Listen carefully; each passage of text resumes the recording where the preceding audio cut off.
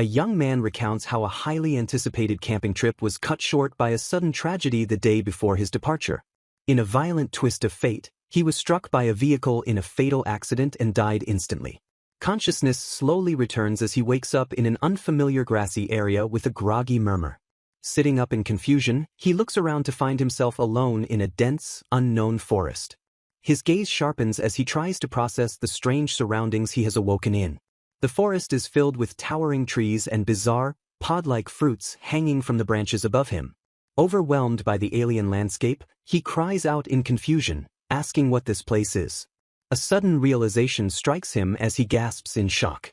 Frantically checking his body, he is bewildered to find himself completely uninjured despite the fatal accident.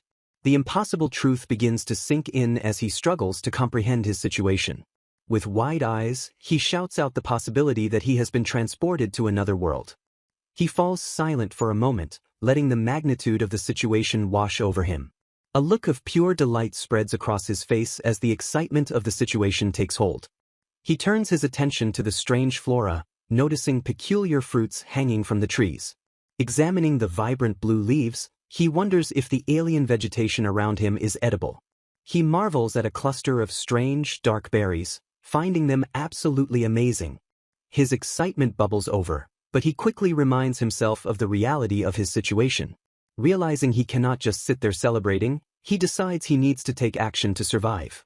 Taking inventory of his backpack, he finds a cutter, pencil case, 2 plastic bottles, a towel, and a stainless steel bento box. Prioritizing survival, he determines that finding a water supply is his most critical immediate task. A strange, monkey-like creature hanging from a branch above catches his attention. As the creature scampers away, he realizes that both the plants and animals are species he has never seen before.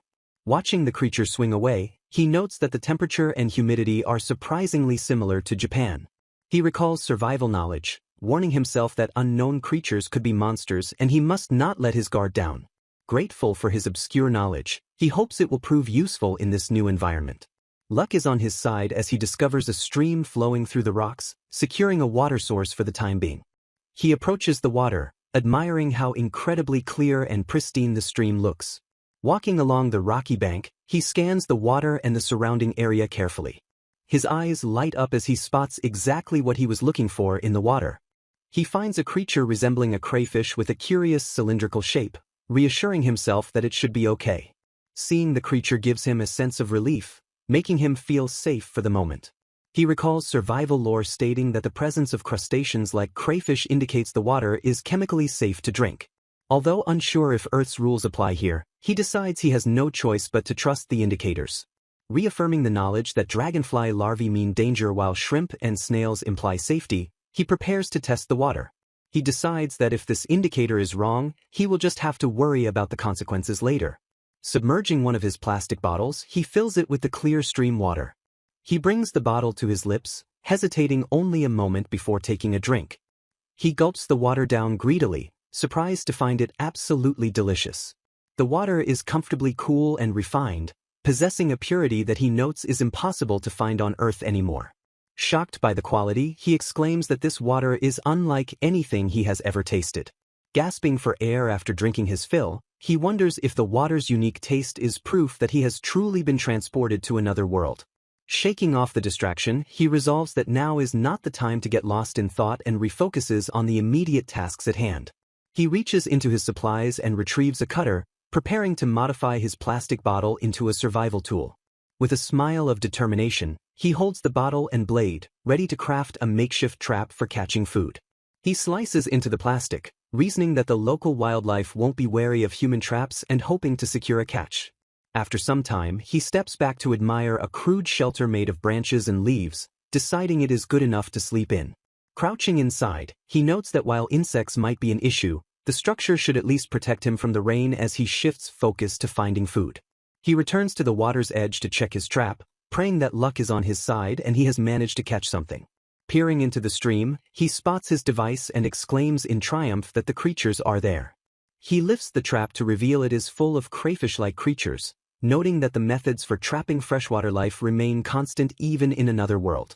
With food secured, he begins the process of starting a fire, spinning a stick rapidly between his hands to generate friction. Smoke begins to rise from the wood, and he watches intently as the ember grows, signaling that the fire is coming. A flame bursts to life, crackling brightly as the dry wood catches fire and illuminates the campsite. Staring at the fire, he reflects on how the survival trivia he never thought he'd use has become his lifeline in this strange place. He picks up one of the creatures, commenting on its bizarre shape before steeling himself for the necessary kill. Gripping the creature firmly, he twists the tail section with force to sever the internal organs. He pulls the tail segment free, dragging out the digestive tract in a single smooth motion to clean the catch. The alien anatomy of the creature leaves him stunned, reaffirming the reality that he is indeed in a completely different world.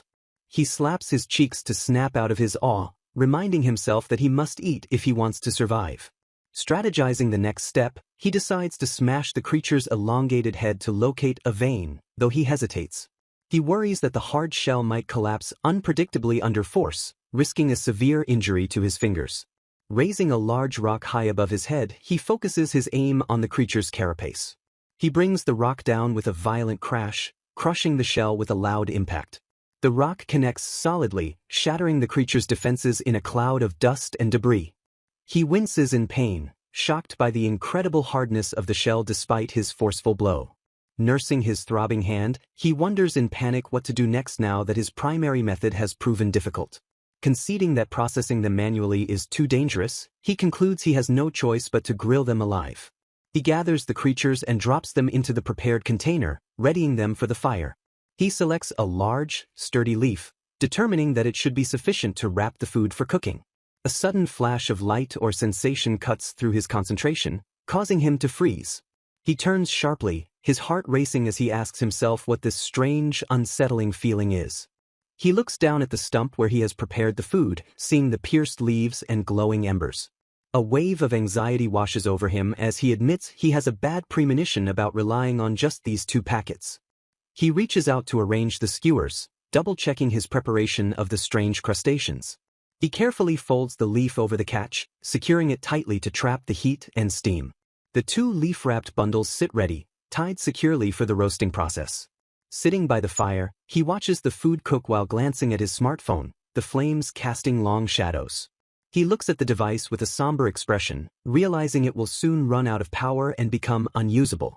Lifting his gaze from the fading technology, he looks up toward the heavens. He is captivated by the breathtaking view, murmuring softly that the stars in this world are incredibly beautiful. With a bright smile, he realizes the air feels different because there is absolutely no smog here. Content with his realization, he sits quietly on a log by the campfire he has built. Standing up with anticipation, he decides that it should be time to check on his cooking. The strange, cylindrical crayfish creatures are lined up on a large leaf, steaming over the open fire. He stares at the roasting meal, letting out a sound of impressed hunger as he inspects them. Pinching one of the creatures, he is surprised to find that the hard shell has become soft after cooking. He peels the creature easily, shocked that the shell comes off so effortlessly in his hands.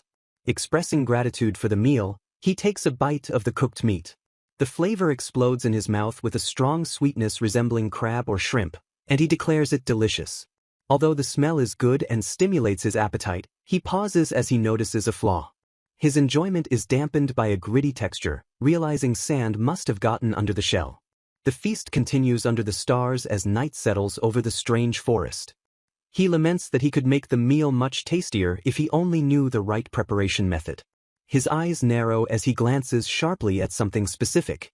He focuses his attention on the raw crayfish lying on the leaf, analyzing them closely. Holding up a small specimen, he reflects on his earlier attempt to steam them.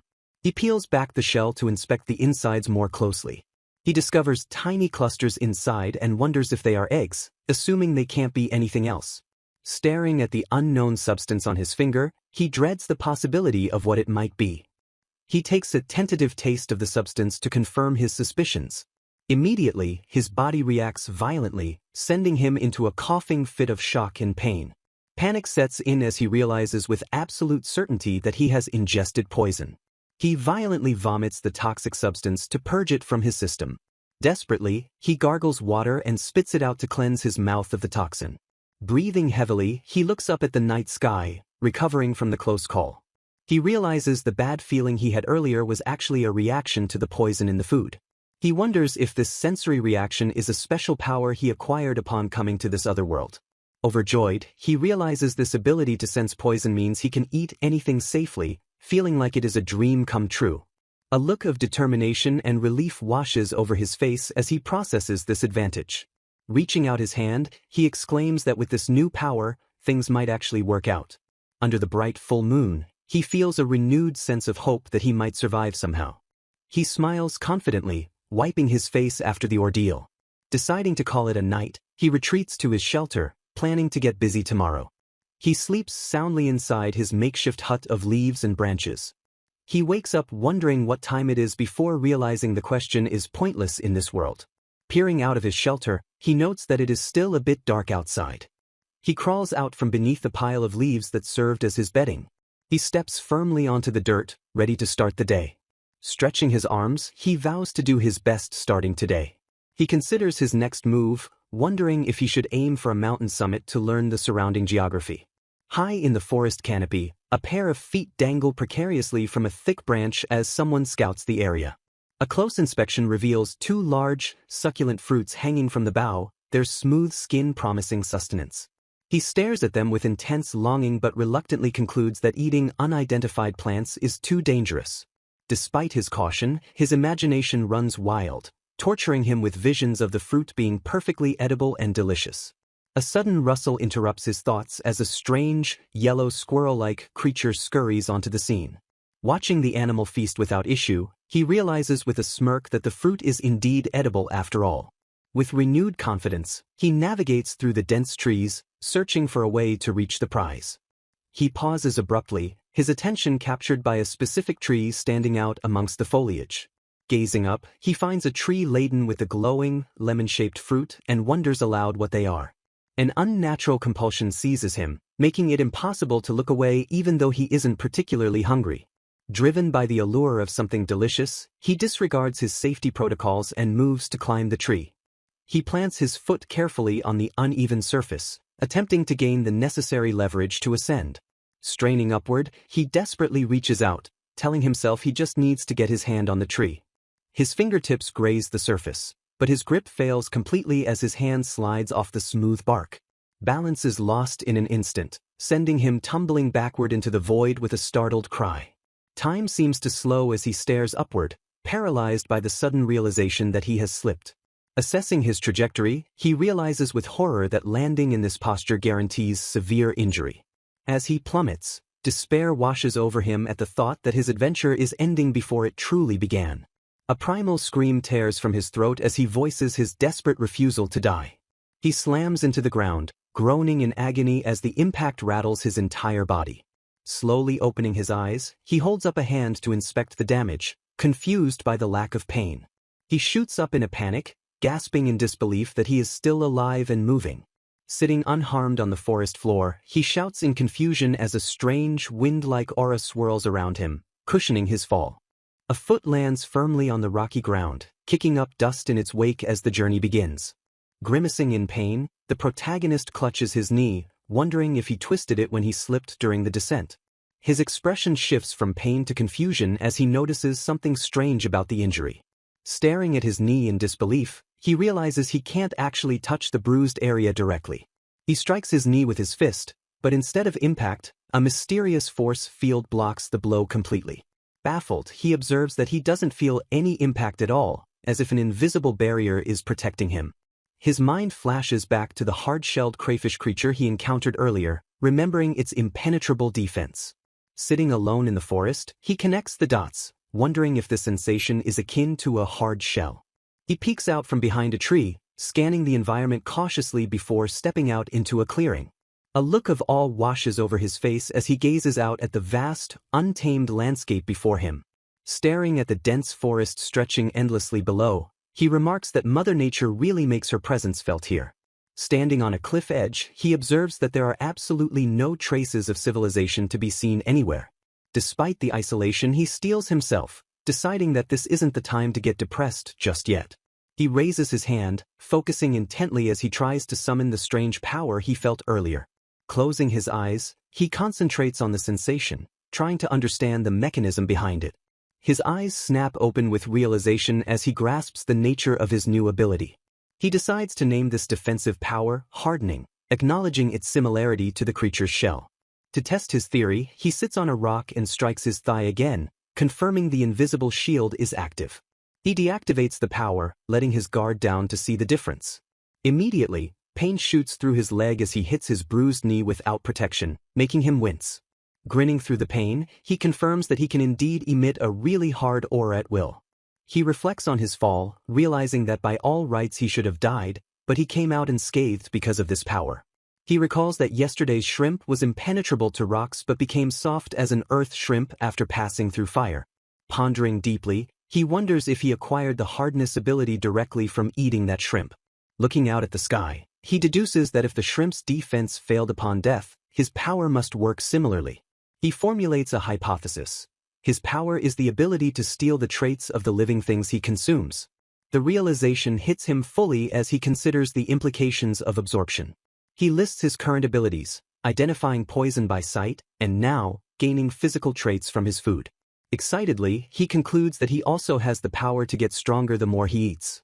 Standing tall with renewed confidence, he declares that his true power is simply eating. A wide, ambitious smile spreads across his face as he fully accepts his new reality. Bursting with energy, he shouts that he is now really motivated to survive and thrive. Holding up a strange fruit, he eagerly decides to eat it immediately for energy. He takes a big bite of the fruit, expecting a burst of flavor or power. His face scrunches up in disgust as he realizes the fruit is incredibly sour. The narrative shifts to the 5th day of his survival in this new world. He is seen carrying a massive bundle of leaves effortlessly, showing his adaptation to the environment. He narrates that since arriving he has figured out 3 key things about his situation. First, he has confirmed the nature of the abilities that reside within him, noting that a nearby mushroom isn't poisonous. Crouching in disappointment, the survivor realizes his appraisal skill is an omnipotence since it can't detect rot, though its ability to identify poison remains invaluable. He reflects that despite eating various things since his fall, he hasn't acquired any new skills, proving that ability stealing isn't guaranteed with every meal. Gripping his stone axe tightly, he smiles with satisfaction, feeling that the weapon is finally good enough for his needs. His attention shifts to the dangerous tree nearby, marking it as the second crucial element of this environment. He recalls how the tree's fruit emits a strange attraction that draws living things toward it, a phenomenon he has investigated thoroughly.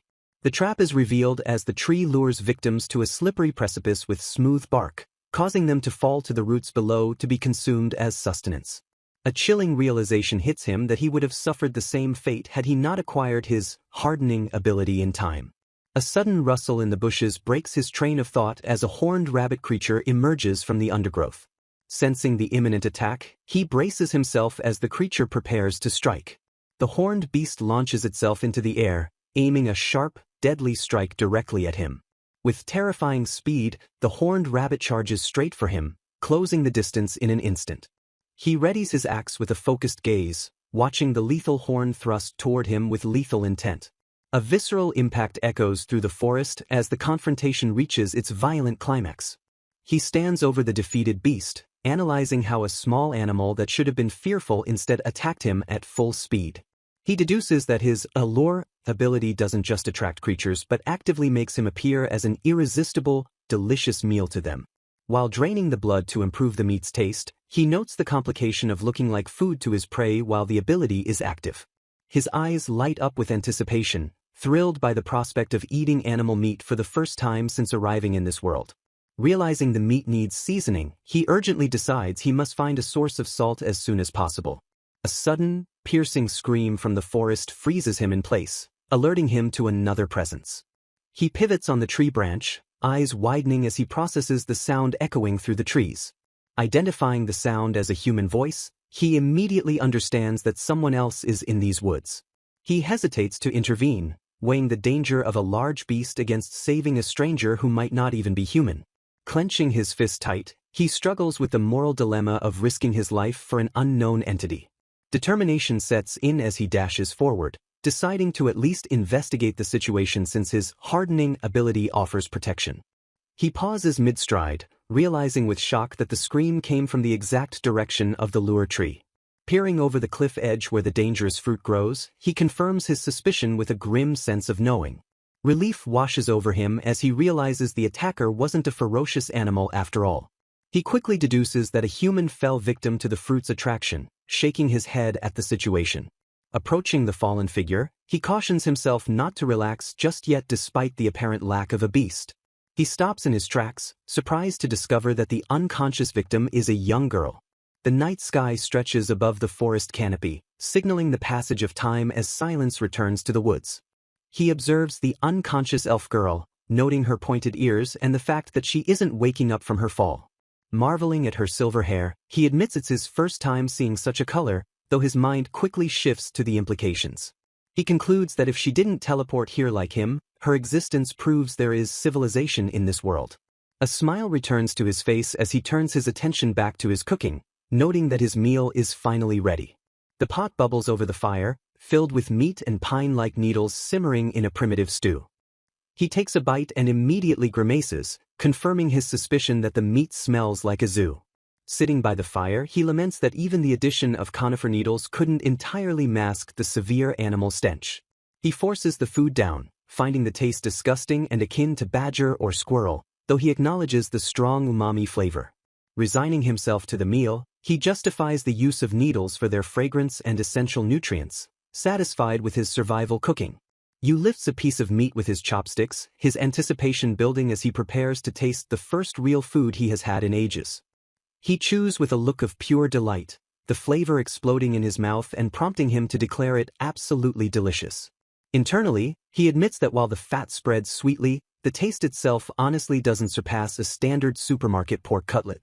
He realizes the overwhelming satisfaction comes simply from the power of eating meat after having gone without it for such a long time.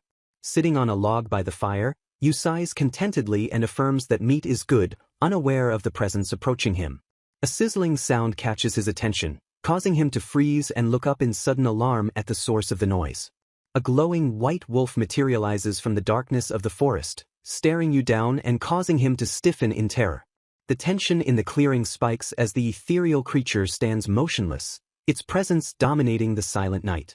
The wolf steps forward and stops directly across the fire pit, ignoring the trembling human to focus its gaze on the flames. Yu watches in confusion as the beast lowers its snout toward the campfire, seemingly interested in the fire rather than him. To his shock, the wolf begins to inhale deeply, sucking the flames into its mouth and consuming the fire as if it were food. Yu realizes he is witnessing a fire-eating wolf, which politely thanks him for the meal before turning to trot away. Excitement replaces fear as Yu laughs aloud, thrilled by this undeniable and amazing proof that he is in another world. A soft sound from the nearby shelter breaks his focus, drawing his attention toward the girl he had rescued earlier. He peers into the makeshift tent where the blonde elf girl lies, checking to see if the commotion has disturbed her rest. The girl sleeps soundly wrapped in blankets, her expression peaceful despite the strange events occurring just outside. Her eyes flutter open and she immediately flushes with embarrassment as tears prick her eyes, likely due to the situation. Yu shouts a warning that the wolf might return, causing the startled girl to panic and desperately shush him to be quiet. Several minutes pass in the quiet night as the moon rises high above the trees, the immediate danger having faded away. Yu sits by the fire and wonders what to do, assuming that the elf girl probably wouldn't understand a word he says. A loud, rumbling growl from the girl's stomach shatters the silence, causing Yu to stare while she freezes in mortification. Yu immediately hands her a bowl of the meat soup, offering the food to the flustered girl without a second thought. He smiles kindly and urges her to eat, noting that she must be incredibly hungry given the noise her stomach just made. She stares at the bowl in her hands, hesitating for a moment as she processes the human's unexpected act of kindness. Bringing the bowl closer to her face, she sniffs the broth tentatively to check if the strange-smelling meat is safe. She begins to gulp the food down frantically, while Yu notes that despite the meat's strong stench, her hunger takes precedence. They sit in companionable silence by the dying fire, the girl focusing on her meal while Yu keeps watch. The elf feels a deep desire to thank him but frets internally that their inability to speak the same language makes it a problem. She decides to try anyway, turning to him and stammering out a broken word of gratitude in an attempt to connect. Yu looks at her with curiosity, listening as she struggles to bridge the communication gap between them. She suddenly speaks fluent Japanese, shocking Yu into shouting in surprise, which in turn causes her to jump in fright. Yu apologizes with a sheepish smile, explaining that he had wrongly assumed she wouldn't be able to understand his words. She reveals she is using translation magic because his language is difficult, warning him that her speech might be hard to understand. After apologizing for getting scared earlier, she confirms that he saved her and asks for verification, which he provides. She shifts the focus to his well-being, asking with genuine concern about the state of his injuries. She explains that it will take 3 weeks for her to walk again, but assures him that she is skilled at healing magic. Smiling broadly, she introduces herself as Clara and politely asks the human to tell her his name. He reciprocates the introduction, giving his name as Yu, specifically Kazusa-Yu. The camera pans down to their feet resting near the warmth of the fire, symbolizing the start of their partnership. Clara explains her backstory, stating she came to the forest looking for medicinal herbs but met with disaster instead. Recounting her ordeal, the elf girl explains she was starving and hadn't eaten for 2 days when she spotted the alluring fruit. Yu reflects on the charm tree, based on what Clara told him, noting that plants and animals with special abilities are classified as monsters in this world.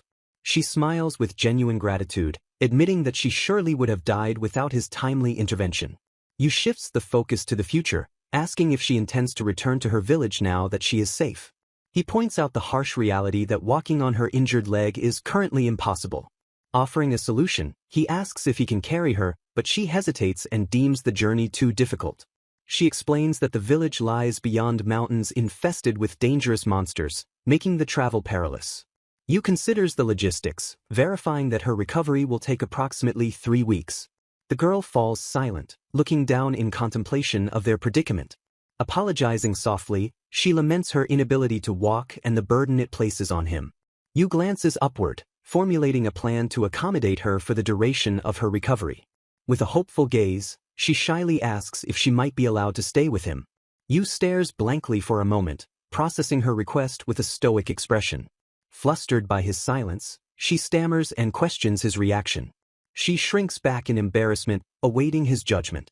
Yu cuts through the tension, advising her to simply stay put until she is fully healed.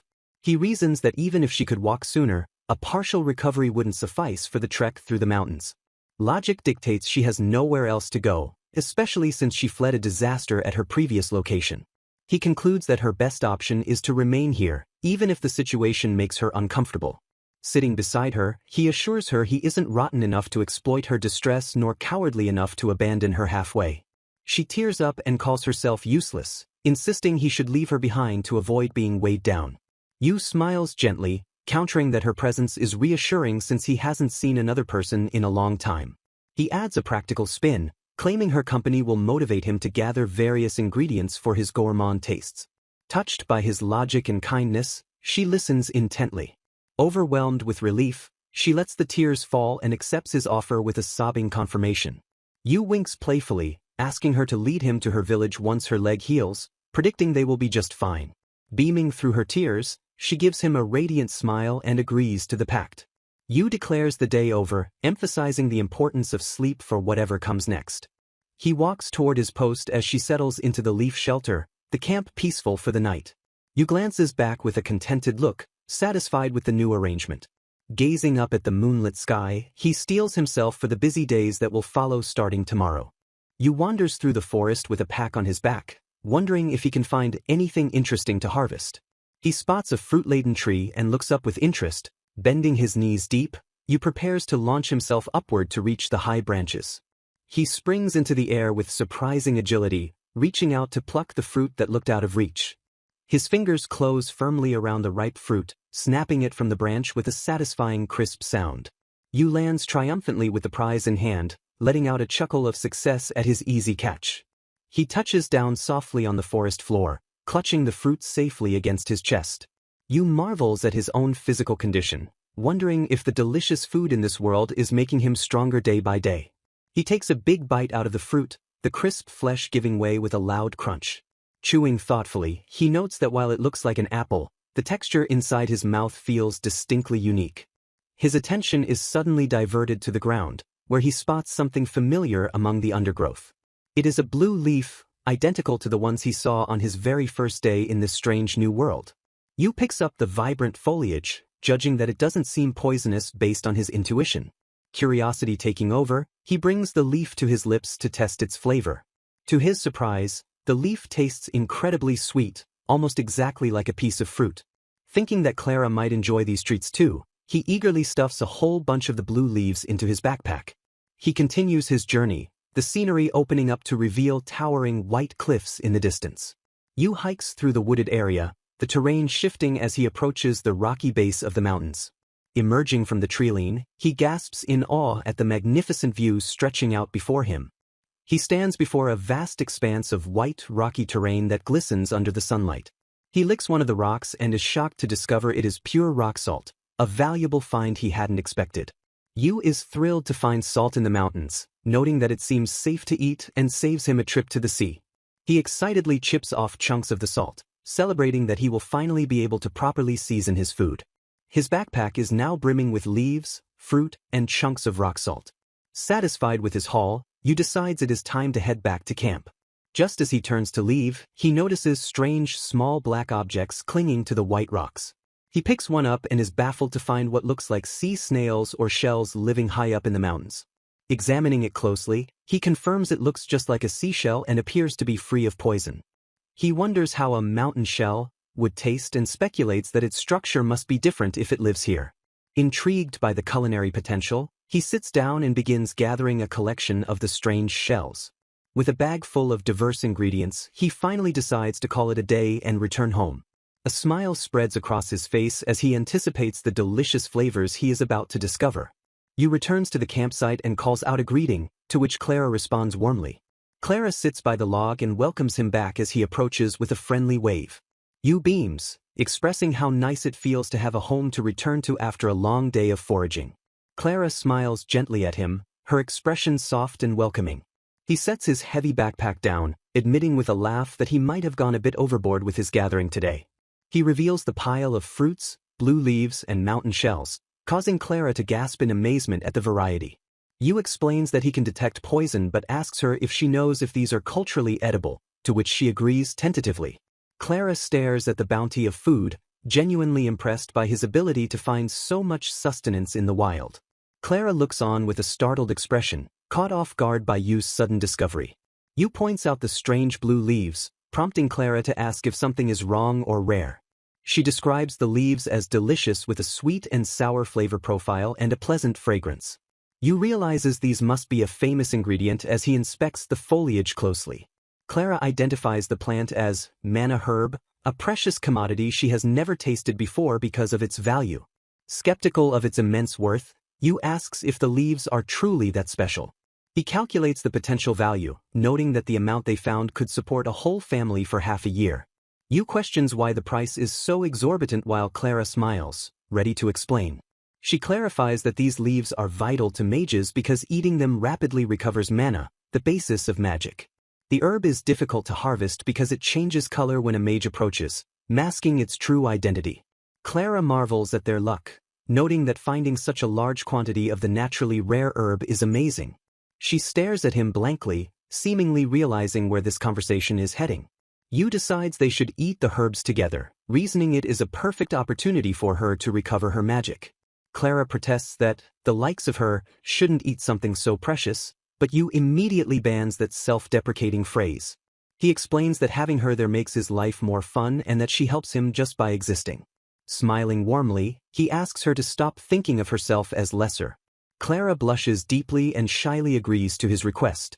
Yu hands her a leaf, declaring the matter settled and urging her to enjoy the sweet delicacy. She holds the leaf with trepidation, asking one last time if it is really okay to eat it. Yu responds with a confident, encouraging grin. Clara whispers a grateful prayer and takes a bite of the leaf. Her face flushes with pure joy as the sweetness washes over her. She swallows the herb, savoring the flavor. Whispering in awe, she describes the experience as amazing. She feels the magic power she exhausted during the healing process overflowing within her once more.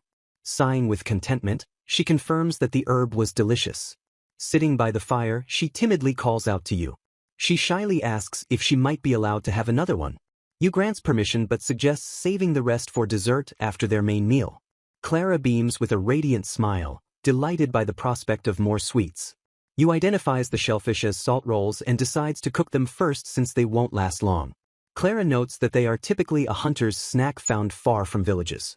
Yu remarks on their relative popularity based on her description. He asks about traditional cooking methods, suggesting grilling them in the shell.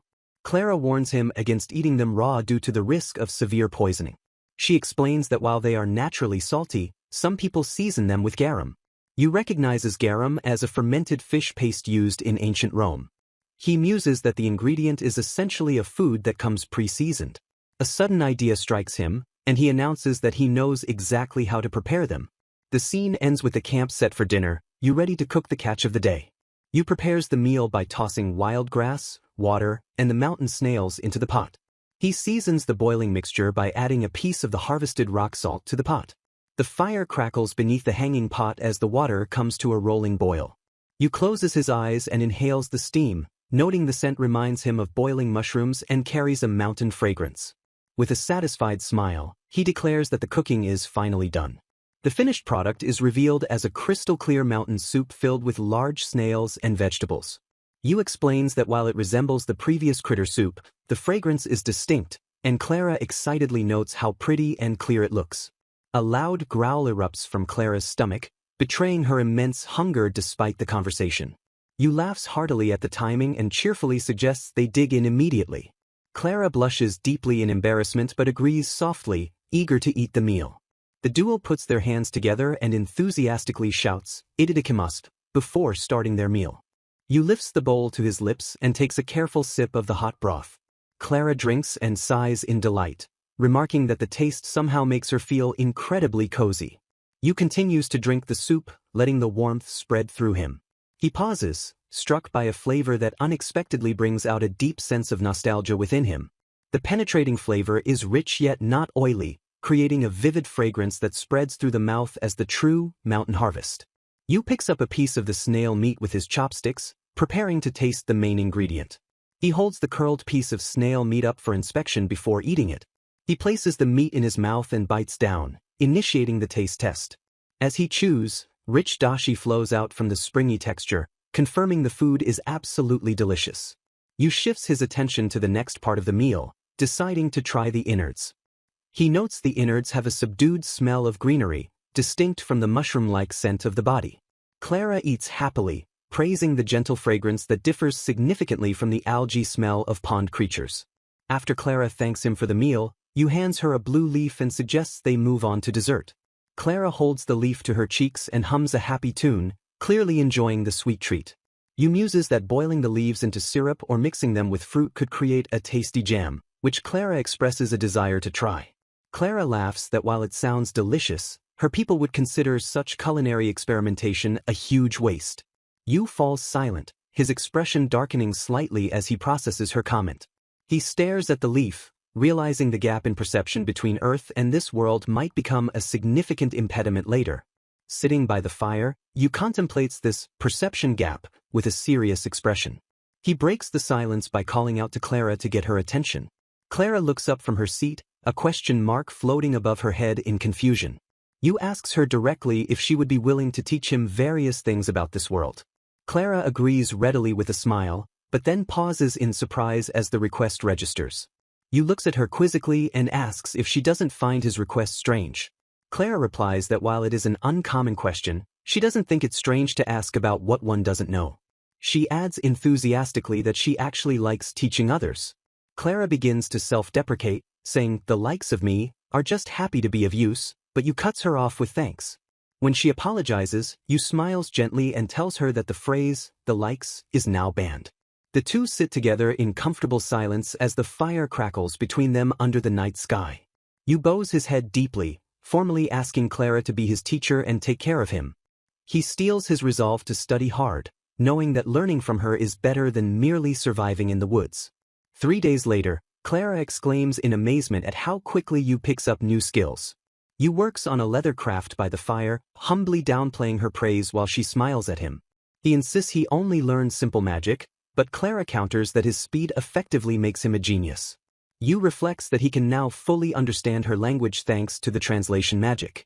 Clara adds that she can understand him too, grasping the nuances of his speech even if some words don't exist there. drawing in the dirt. Yu questions the safety of using magic for translation when she needs it for healing. Clara dismisses his concern, explaining that translation magic sits on the soul's exterior and expends barely any power. She assures him she has plenty of magic and that the spell won't delay her leg's recovery in the slightest. Blushing slightly, she credits the delicious food he provides for keeping her energy levels high. Yu analyzes the magic system, realizing that bone regrowth is a high-grade feat compared to simple stamina recovery. Clara explains that eating food containing mana is the strongest way to replenish magic energy. Yu creates a hypothesis, realizing that a healthy diet in this world accelerates magic recovery. He concludes this mana-rich nutrition is the reason he has felt so vital since coming to this world. Clara interrupts his thoughts, asking if he has figured something out based on his expression. Yu stammers, caught off guard by her sudden question. A sharp noise alerts them, snapping their attention to the forest. They turn in unison, shock painted on their faces as a massive shadow looms over them. A gigantic deer with imposing antlers steps into the clearing, dominating the space with its presence. Yu freezes, identifying the creature as a dirk with a mix of awe and alarm. The Lord of the Mountain looms with terrifying, glowing eyes, establishing its dominance as the ferocious beast of the area. It unleashes a deafening roar that shakes the forest, a creature known for slaughtering numerous hunters. Clara trembles in fear and suggests fleeing, while Yu realizes with grim certainty that they cannot win this fight. Sweat runs down Yu's face as he makes a split-second decision to protect his companion. Yu sprints away from Clara, shouting, "Allure!" to draw the monster's aggro and lead it away. The beast snaps its jaws and roars in fury, taking the bait and turning its murderous attention toward the human. Enormous antlers tear through the trees as the Lord of the Mountain crashes through the forest in hot pursuit of Yu. Despite the danger, a confident smirk plays on Yu's lips as he executes his plan. He performs a sharp turn, using his agility to navigate the dense woods. Yu stops and turns to face the colossal elk monster head-on, standing his ground in the clearing. He grips his stone axe tight and activates hardening, reinforcing his weapon for the clash. Eyes locked on the target, he steadies his breathing and declares that he is ready to engage. Drool spills from the beast's mouth as it stares down its prey, hungry for the kill. The beast lunges forward with terrifying speed, its massive antlers lowering to skewer the human.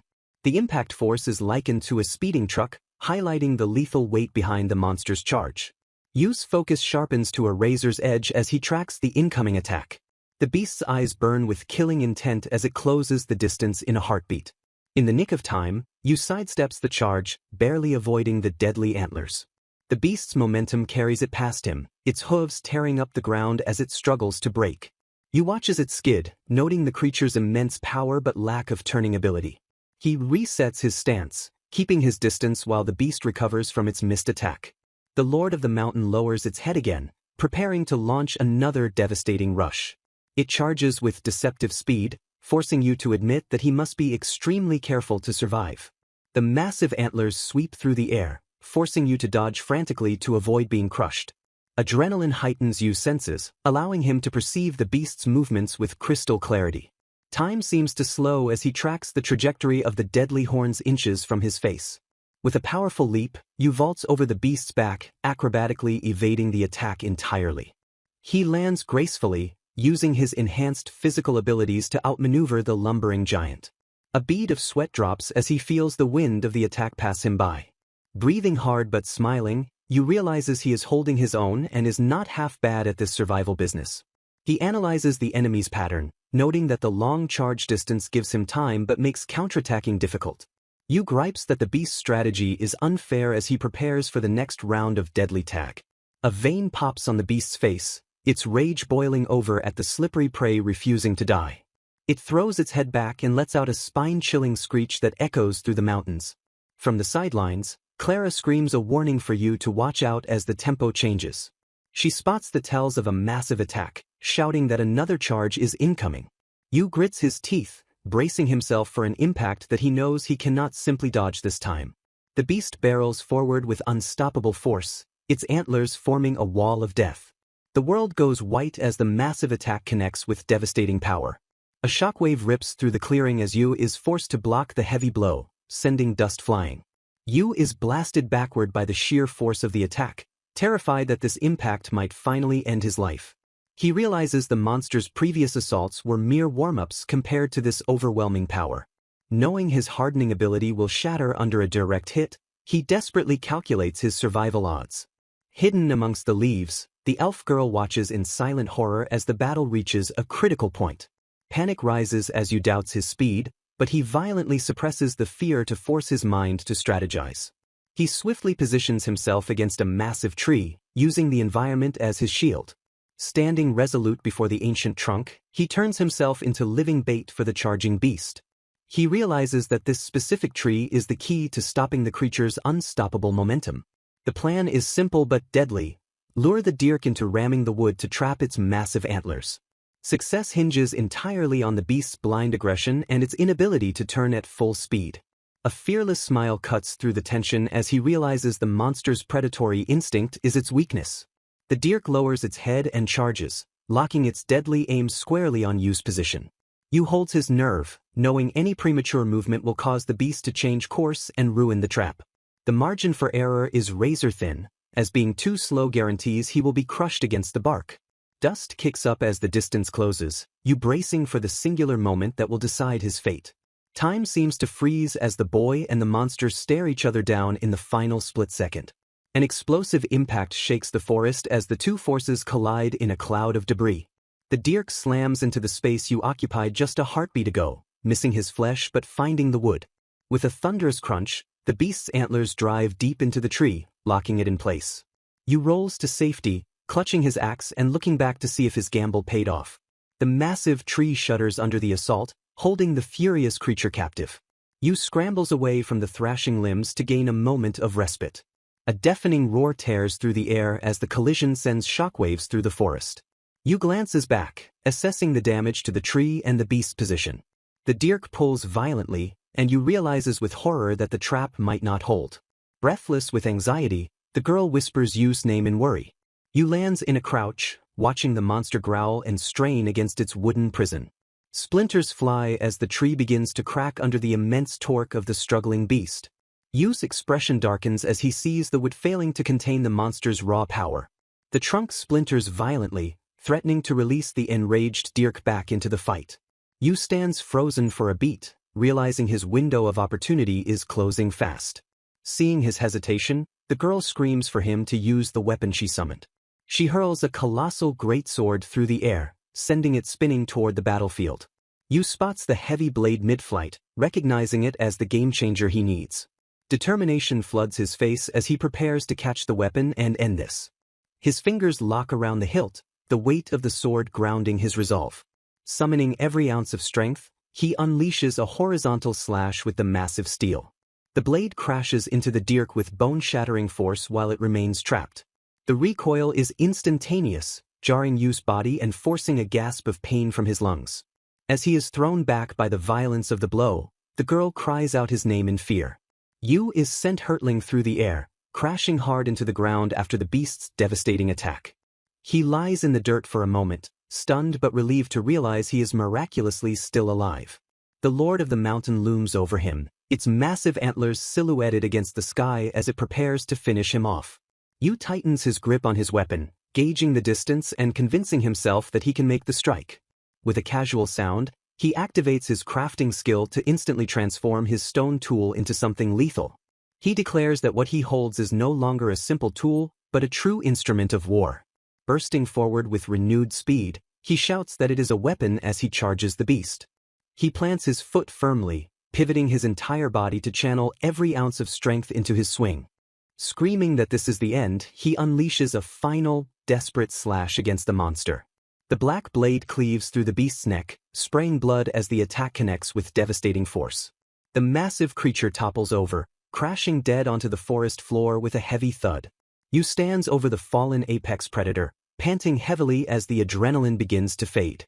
He straightens up, his eyes wide as the reality of his victory sinks in. He catches his breath, a look of disbelief crossing his face. Lifting the black blade, he marvels at the incredible sharpness and power of the sword he created. Suddenly, he senses a presence and turns to see a figure standing in the trees. A young girl with long blonde hair and a red robe stares back at him with intense eyes. Yu is bewildered, wondering why a child would be alone in such a monster-infested forest. He calls out to her hesitantly, unsure of who she is or why she is there. The girl begins to shake violently, looking up at him with a pale, desperate expression. She murmurs weakly that she is starving, her voice barely audible. Before you can react, she loses consciousness and collapses face forward onto the ground. Yu flinches in surprise, completely caught off guard by her sudden fainting. He stands frozen in place, staring at her prone form in utter confusion. A long, baffled sound escapes his lips as he struggles to comprehend the bizarre situation.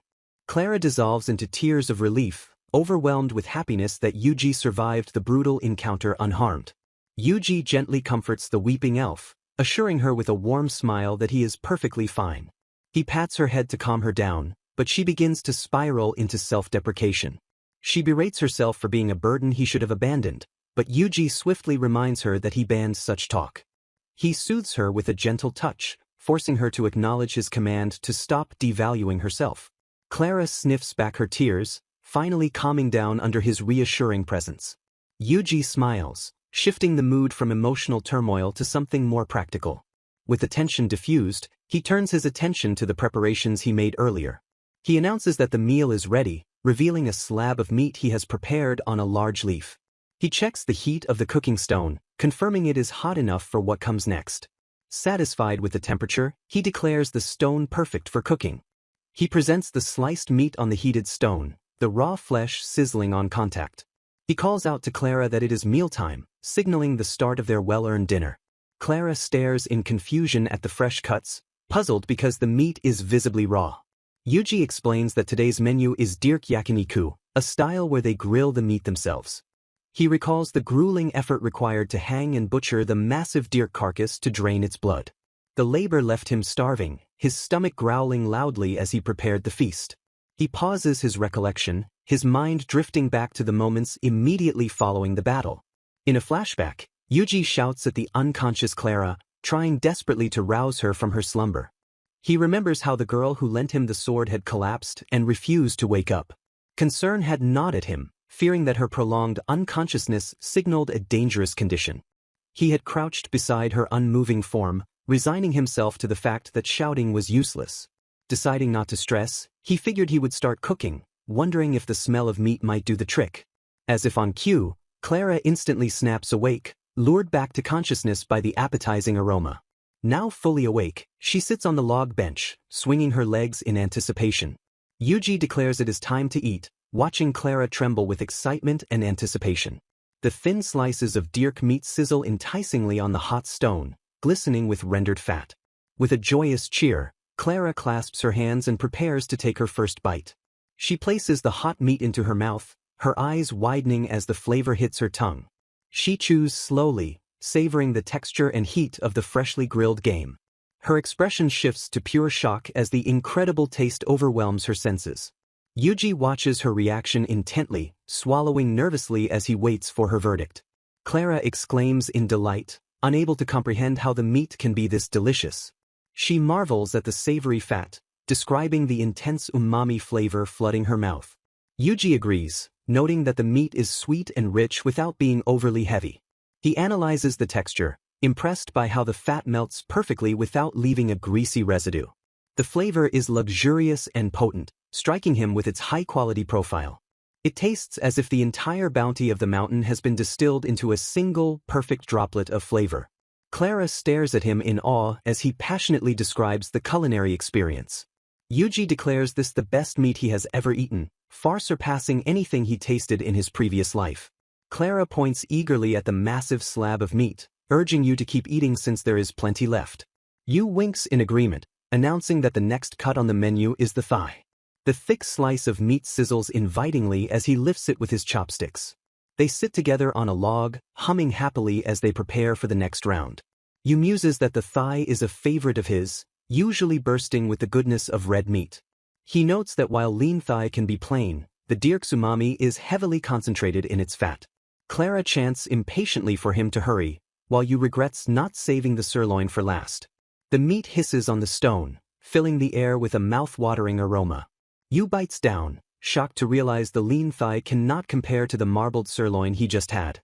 He is overwhelmed by the powerful essence of umami that floods his mouth. Clara savors her piece, describing the sweet fat as an exquisite sauce that garnishes the meat.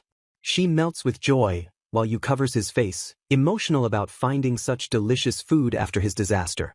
Yu pauses mid-chew, a pensive look crossing his face. He marvels that this wild meat surpasses even the cattle selectively bred for food in his old world. Clara notices his hands have stopped and asks why he isn't grilling the next piece. Yu resumes cooking, admitting that there is something bugging him about the meat. Clara stares at him, sensing his confusion. She asks what is wrong, suggesting that the answer might be something she knows. Yu struggles to find the words, admitting he doesn't know how to explain it. He states his confusion, pointing out that it is strange for such a strong animal to have such tender meat. He reasons that normally, animals that develop large muscles become tough and chewy. He argues that muscular flesh is usually sinewy and ill-suited for consumption. Clara tilts her head, asking simply why that would be the case. Yu stares at her, realizing his common sense does not apply here. Clara looks back with a question mark floating over her head, totally baffled. They stare at each other in silence as the cultural gap widens. Clara suddenly gasps, laughing as she realizes the source of his confusion. She explains that in this region, strong animals possess a lot of magic power, which makes them delicious. Yu envisions a chart where magic power equates to vitality, realizing that stronger monsters mean better taste. He accepts that a world with magic operates on its own unique biological logic. Clara beams, asking if she was useful, and Yu thanks her for the insight. They smile at each other, the atmosphere lightening again. Clara demands to continue eating, while Yu grins at the prospect of hunting even stronger monsters. He agrees, promising to keep grilling piece after piece for her.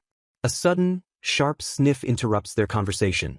A dark, hungry aura rises behind them, groaning out a single word, meat. Yu and Clara flinch, terror washing over them as they sense the presence. The blonde girl hangs over the log like a ghost, drooling uncontrollably as she demands the food. Her eyes snap open, wide and intense. She blinks in confusion, looking around frantically as she wonders where she is.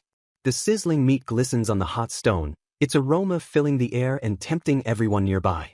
Unable to resist, the girl stares at the food with drool dripping from her mouth, stammering an impudent request. She leans in with desperate eyes, begging Yuji to share even a single piece of the grilled delicacy. Yuji smiles warmly and offers her the food, assuring her that she has every right to eat. Tears prick her eyes as she accepts his kindness, declaring herself in his debt before taking a bite. She chews silently, the flavors exploding in her mouth as she savors the texture. A flush spreads across her cheeks as she swallows, overwhelmed by the sheer quality of the meal. She lets out a breath of pure ecstasy, whispering that the taste is absolutely delicious. Suddenly realizing her lack of manners, she recoils in horror and apologizes for her unseemly behavior. She bows deeply with her head to the ground, ashamed that a knight would beg for food from her savior. Yuji quickly intervenes, telling her to please raise her head and stop humbling herself. He reminds her that without the sword she lent him, they would never have defeated the monster and survived. Touched by his words, she looks up with admiration, praising the generosity of his heart. Her stomach wins the battle as she asks to eat more, suggesting they introduce themselves while dining. Yuji encourages her to eat without reservation, assuring her there is plenty of meat for everyone. She gratefully accepts the offer, noting that they are splendid people for sharing such a feast. She immediately begins stuffing her face again, completely forgetting the introduction she just suggested.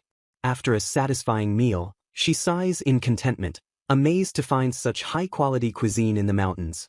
Yuji humbly explains his simple method of salting and grilling, but she insists he is a culinary genius.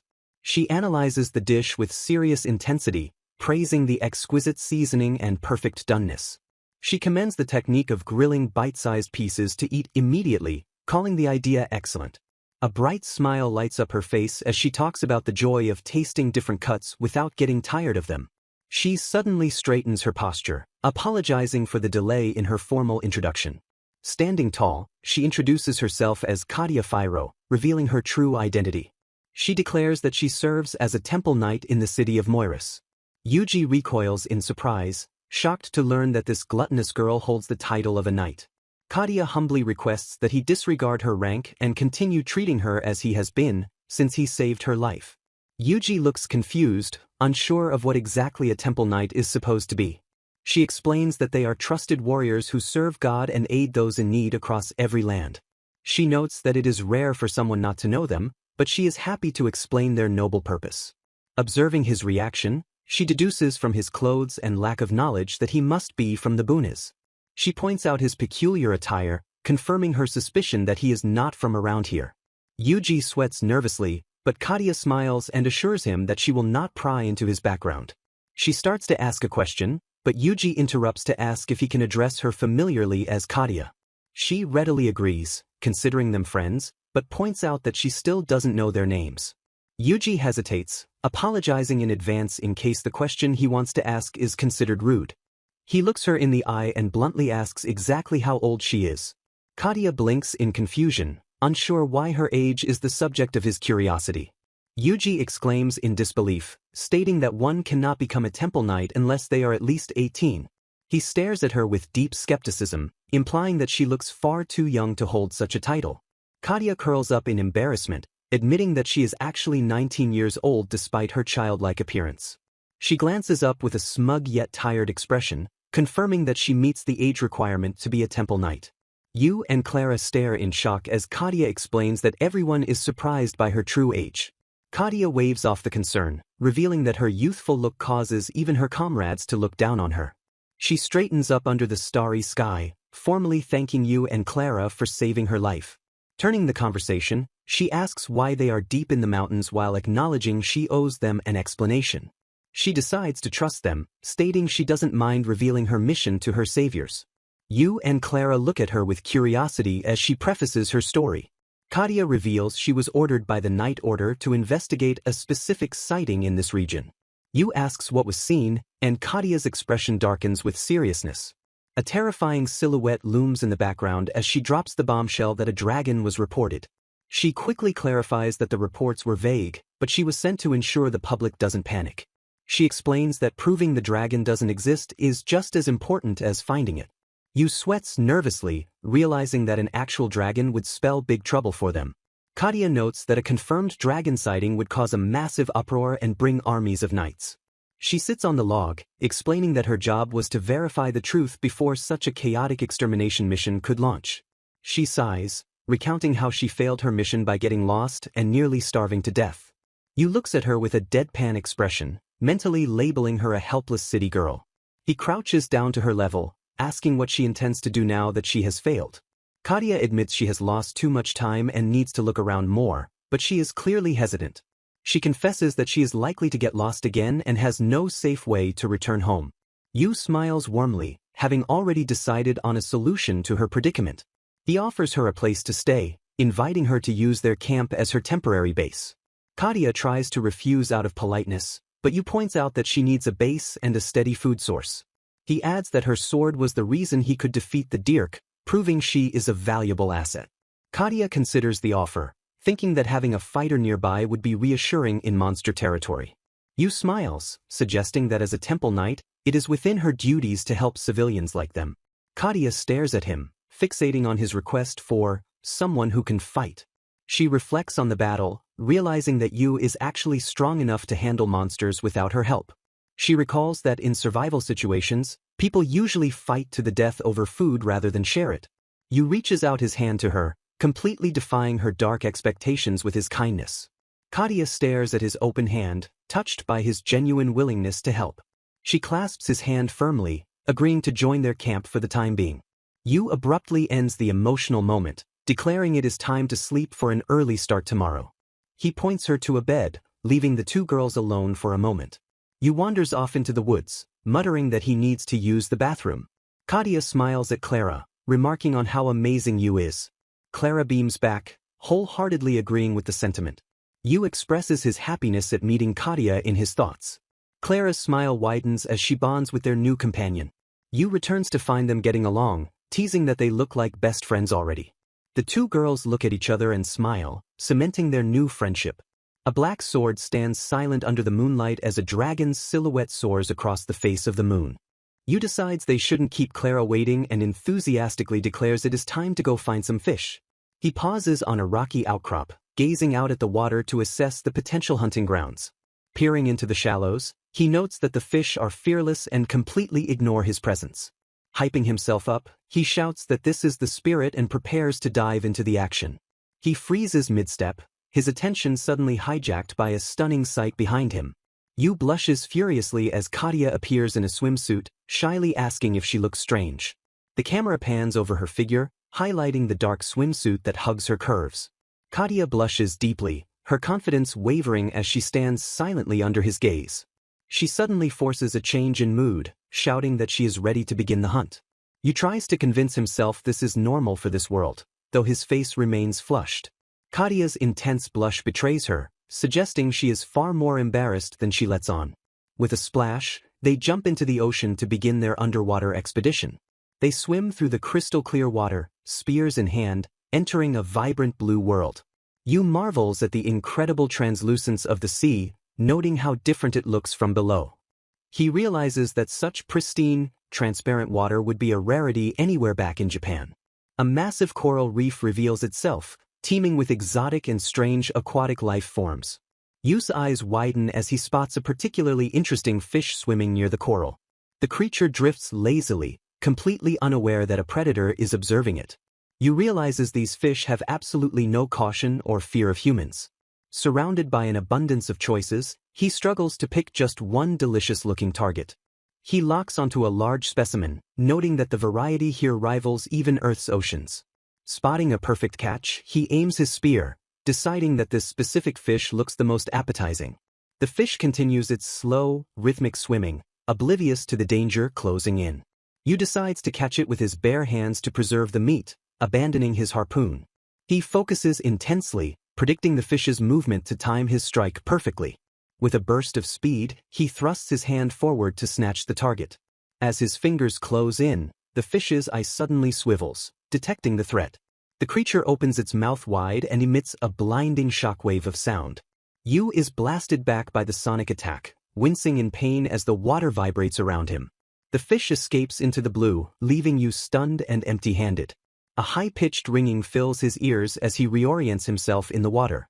He bursts through the surface, gasping for air and shaking off the disorientation. Katia rushes over in a panic, asking if he is okay after hearing the loud explosion. Yu reassures her he is fine, though he is still reeling from the surprise attack. He describes the terrific swelling noise that blasted him when he tried to grab the fish.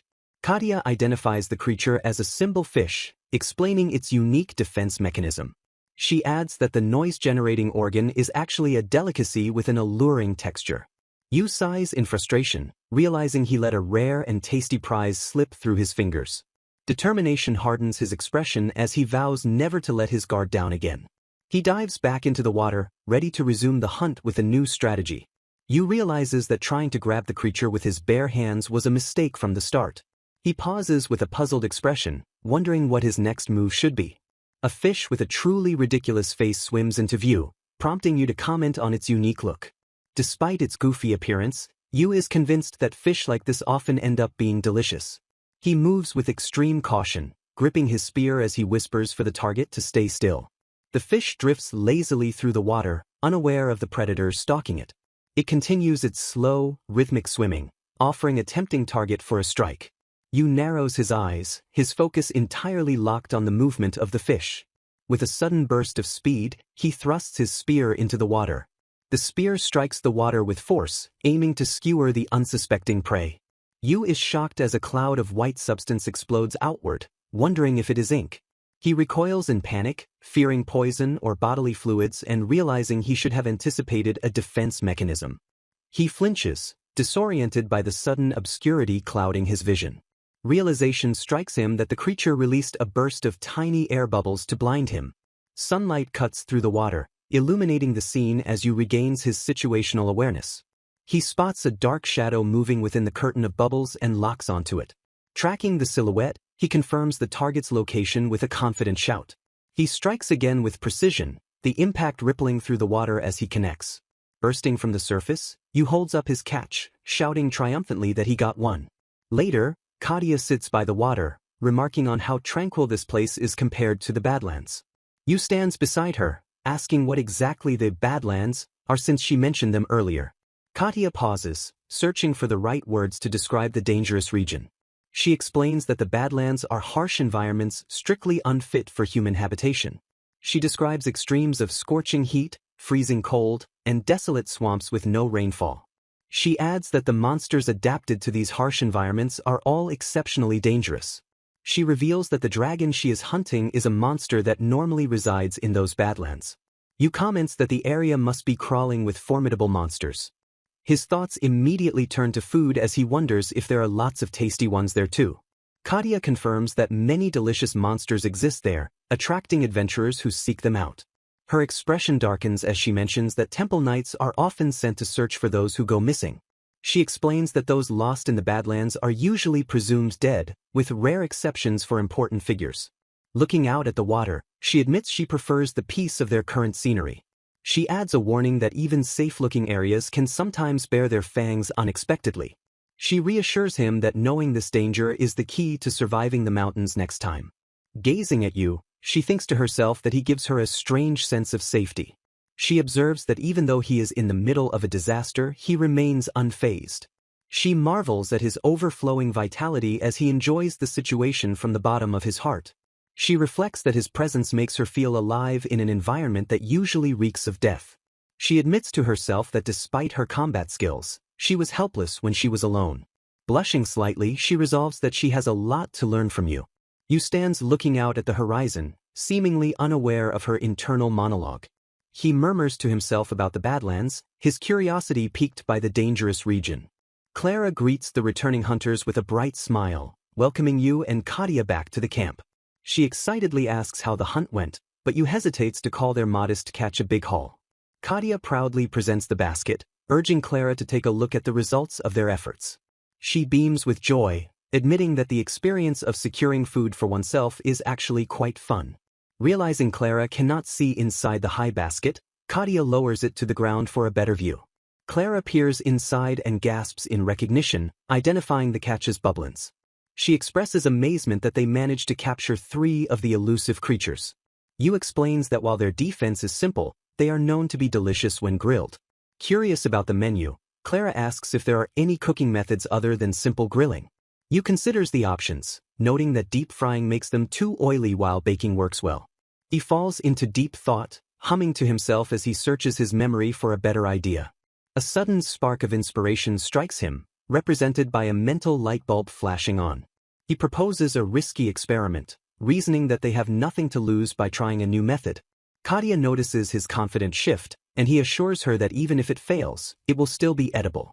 Yu turns to Katya and asks to borrow her knife to begin the preparation. She promptly hands over the blade, confirming it is the tool he needs. The scene shifts to the riverside rocks where Yu prepares his makeshift kitchen. As he slices the fish with precision, Katya praises his skills, comparing him to a first-class chef. Yu humbly dismisses the compliment, explaining that the technique is easy once you learn the steps. Katya continues to stare at him with sparkling admiration, making him sweat nervously under her intense gaze. He focuses on the anatomy, noting that the basic structure is identical to fish from Earth. Examining the organs, he realizes the massive lungs are used to create bubbles rather than just for breathing. He visualizes how the fish stores air in these lungs and releases it through pores on its skin to hide. The cluster of pores triggers a wave of disgust in Yu, reminding him of a lotus pod and grossing him out. Shaking off the revulsion, he proceeds to slice off the tail fin with a clean cut. He lays the filleted fish onto the woven tray, staring at the meat intently. His expression tightens as he realizes he is now working on the last fish of the batch. A vague sense of dread washes over him as he looks at this specific bubblin that Katya caught. He recalls a past lesson about toxins, wondering if individual fish might harbor dangers like poison in their eggs. He leans in closer to inspect the flesh, trying to pinpoint the source of his bad feeling. His suspicion is confirmed when he spots a thin, writhing parasite embedded in the meat. With a grim expression, he crushes the worm between his fingers to eliminate the threat. The ominous feeling subsides slightly now that he has identified and killed the intruder. However, he realizes that if one remains, others might still be hiding within the flesh. Katya notices his strange behavior and asks with concern if something is troubling him. Yu quickly masks his worry, lying that he is just a bit tired and spacing out. He decides he absolutely cannot tell her the truth, as it would ruin the joy of her very first catch. Identifying the parasite as a dangerous type similar to Anisaki's, he realizes simply pulling them out might not be enough. He resolves to manually remove every visible worm to ensure the meat is safe for consumption. To handle any unseen threats, he decides to pound the meat into fish balls, pulverizing everything in the process. Yu sits with Kadia, explaining that his unique ability allows him to detect even microscopic parasites in food. He smiles with genuine gratitude, realizing just how unbelievable and convenient his cheat skill truly is. Kadia gazes at him with admiration, humming a happy tune as she leans in closer to hear him speak. She smiles warmly, her eyes filled with trust and affection for the man who keeps them safe and fed. Yu visualizes the deadly parasites like Anisaki's that normally make eating wild game a lethal gamble. He explains that while others must spend hours cooking or freezing meat to be safe, his power lets him bypass that burden. He clenches his fist, declaring that his ability allows him to create gourmet dishes that would be impossible for anyone else. Clara and Kadia cheer enthusiastically, their trust in his cooking absolute as they look forward to the meal. Yu grins and asks for some Garika fruit and oil, telling Kadia to stay with Clara while he preps. Clara salutes with energy, shouting that she will handle the errand immediately. The sun begins to set over the forest, casting long shadows across the treetops as evening approaches. Yu emerges from his cooking spot with a bright smile, announcing that the preparations are finally complete.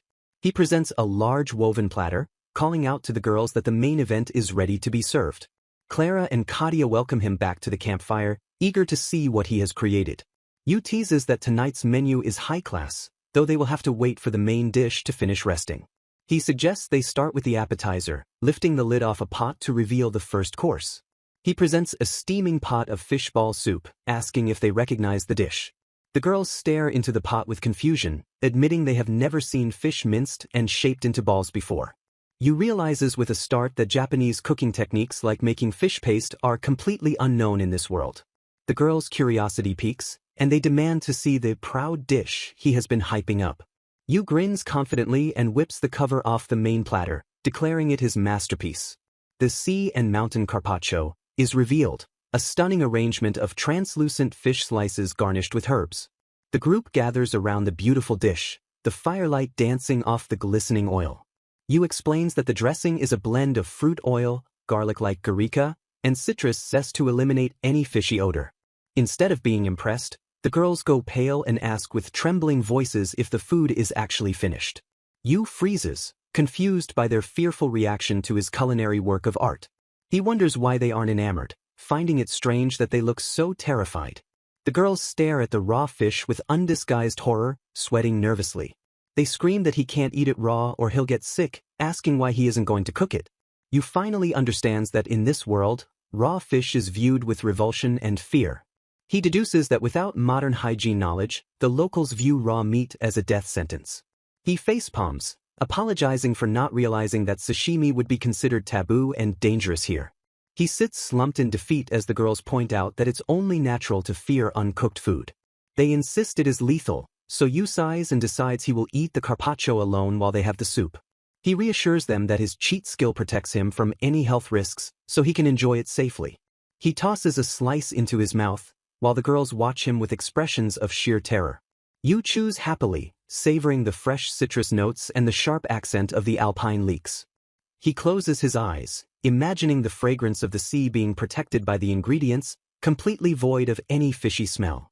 He notes the texture is crunchy yet smooth, wondering if the tiny holes in the fish aid the mouthfeel. He admires the dish as a work of art, contrasting it with the heavy, hearty meals they usually eat.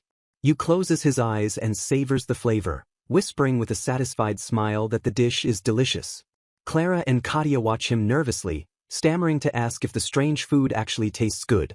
Yu confirms it tastes great and extends the plate, inviting them to try the sliced fish for themselves. Clara swallows her fear, declaring that she will believe in Yu before reaching for a piece. Kadia flushes but refuses to be outdone, announcing that she will partake as well. The two girls pick up the translucent slices, the light glistening off the raw meat. They place the fish in their mouths, chewing tentatively as the texture registers. Their eyes fly open in simultaneous shock as the flavor explodes across their tongues. They gush over the delicate sweetness and perfect saltiness, amazed by the complete lack of fishy smell. Yu introduces the dish as fish carpaccio, noting that it wasn't originally a seafood recipe. Katia admits she expected a stench but finds her appetite growing at the lovely aroma.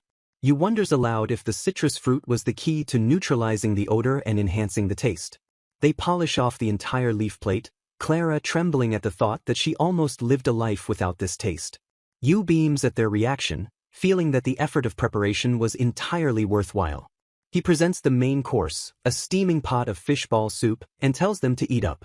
Night falls over the camp as the group relaxes, stuffed and satisfied with the two-course meal. Katia marvels that such exquisite food could be created in the middle of a mountain forest. She praises Yu's amazing skills, causing him to look away and blush in embarrassment. Yu offers to answer any questions, and Katia hesitantly brings up a term he used earlier. She asks what he meant by the word nutrient, having never heard it before. Yu ponders how to explain it, surmising it might be similar to different types of mana in this world. He confirms with them that mana is the energy that allows magic power to recover faster.